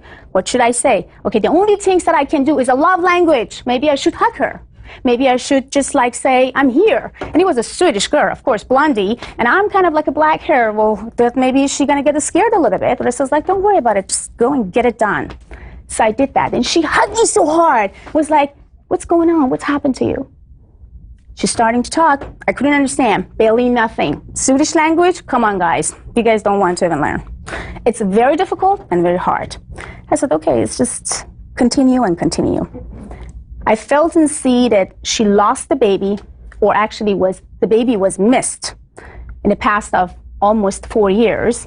And she basically went to the family and asked questions about where can I go? How can I find? Because it was in another state, and they come back to the Stockholm, and then she all of a sudden just break down. I said, I can help you. I feel where the baby is, or somehow I can see the baby. They didn't understand what I'm saying. I was like, oh my gosh, what should I say? It's like translating. I do remember that day. So basically after almost 2 hours, some Persian family, who they could actually speak my language, finally Persian, so they could understand exactly what I'm talking, because they've been closest friend to that Swedish family. My career started at the age of 14 in Stockholm. Just 2 months after, I landed in this minus 30 degrees of country. So my point is, whatever I had in my life, I always been thankful and grateful. I never said why I don't. I never said why me. I never said how. I always say, come on, get up, find a way, go, that's it. So never give up. And I always learn myself, don't be logic, be biologic. Because that's the only way you can feel and sense yourself and others. Always send love and receive love. Never give up about your goals. And of course, the first month, because I did not have enough money, I left with almost 120 crackers and waters. And it's possible. As a human, we can live with 120 crackers and water every day, which I did because I did not have money, no place to go, countries with no language. Then after that, I feel like I have to build my company. I built my company almost 3 years later. It was about $4.5 million company with almost 55 Swedish employees. And what I did that, not just helping police officers and private investigators and all this stuff. I did this because I felt that Swedish people rejected me one after each other. Why? Because I'm come from another country. I said, you know what? I make a decision now. I am going to build my own company, and you are going to pick me to hire you. This is me now, Fia Johansson. So now I'm not going to be a blondie lady, but I'm going to be the black hair lady with a lot of power of will. So my will power make my company became super successful back in Stockholm. Almost 8 years ago, I felt that I have to move to America. I find my love of my life. And when I come here, I felt, okay, you left your country, the way that you love, basically after so many years, and now you want to just start from scratch. So I knew about 5 languages already, but my English was not good at all.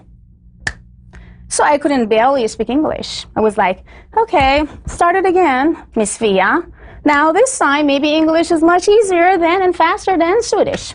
So that was all I had. And now I have over $5.5 million, almost $6 million company, and actually have over 250 employees worldwide that are working for me in America.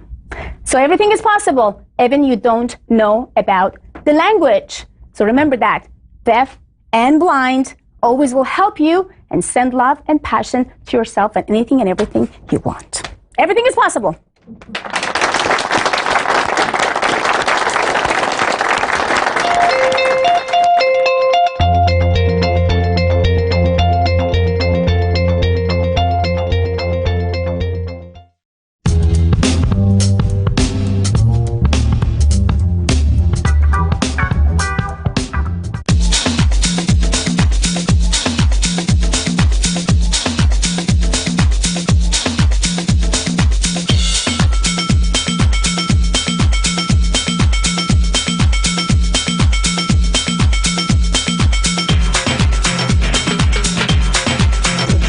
Naturally to me, I never decided for any of those messages. The only responsibility that I have is that I have to deliver the messages. What was your reading like with Persian Medium? Oh my God, I love her. So I actually had a moment with her when she was walking in. She came by our table for water, and it was just like, whew. That's how I felt. Are you gonna like come back for more? Oh yeah. You don't even leave it. It was all kind of things I kind of knew. I felt intuitively guided. It's nice to feel her tap into those deeper places and I guess reveal hidden places that I sense and feel, but have her kind of present them.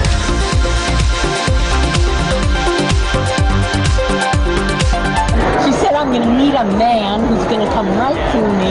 It's been quite a while, and if that happens, I'm going to be in huge debt to her. This was a great reading today because it lifts my spirit. Spirits have been depressed for a while because of adverse happenings going on. I'm very pleased about that. I went to her workshop yesterday and it was awesome. Yes, and I got her book, so I'm excited about that. Well, this is the only reading I've done, and it's the only reading I would do, and it's because I just know that.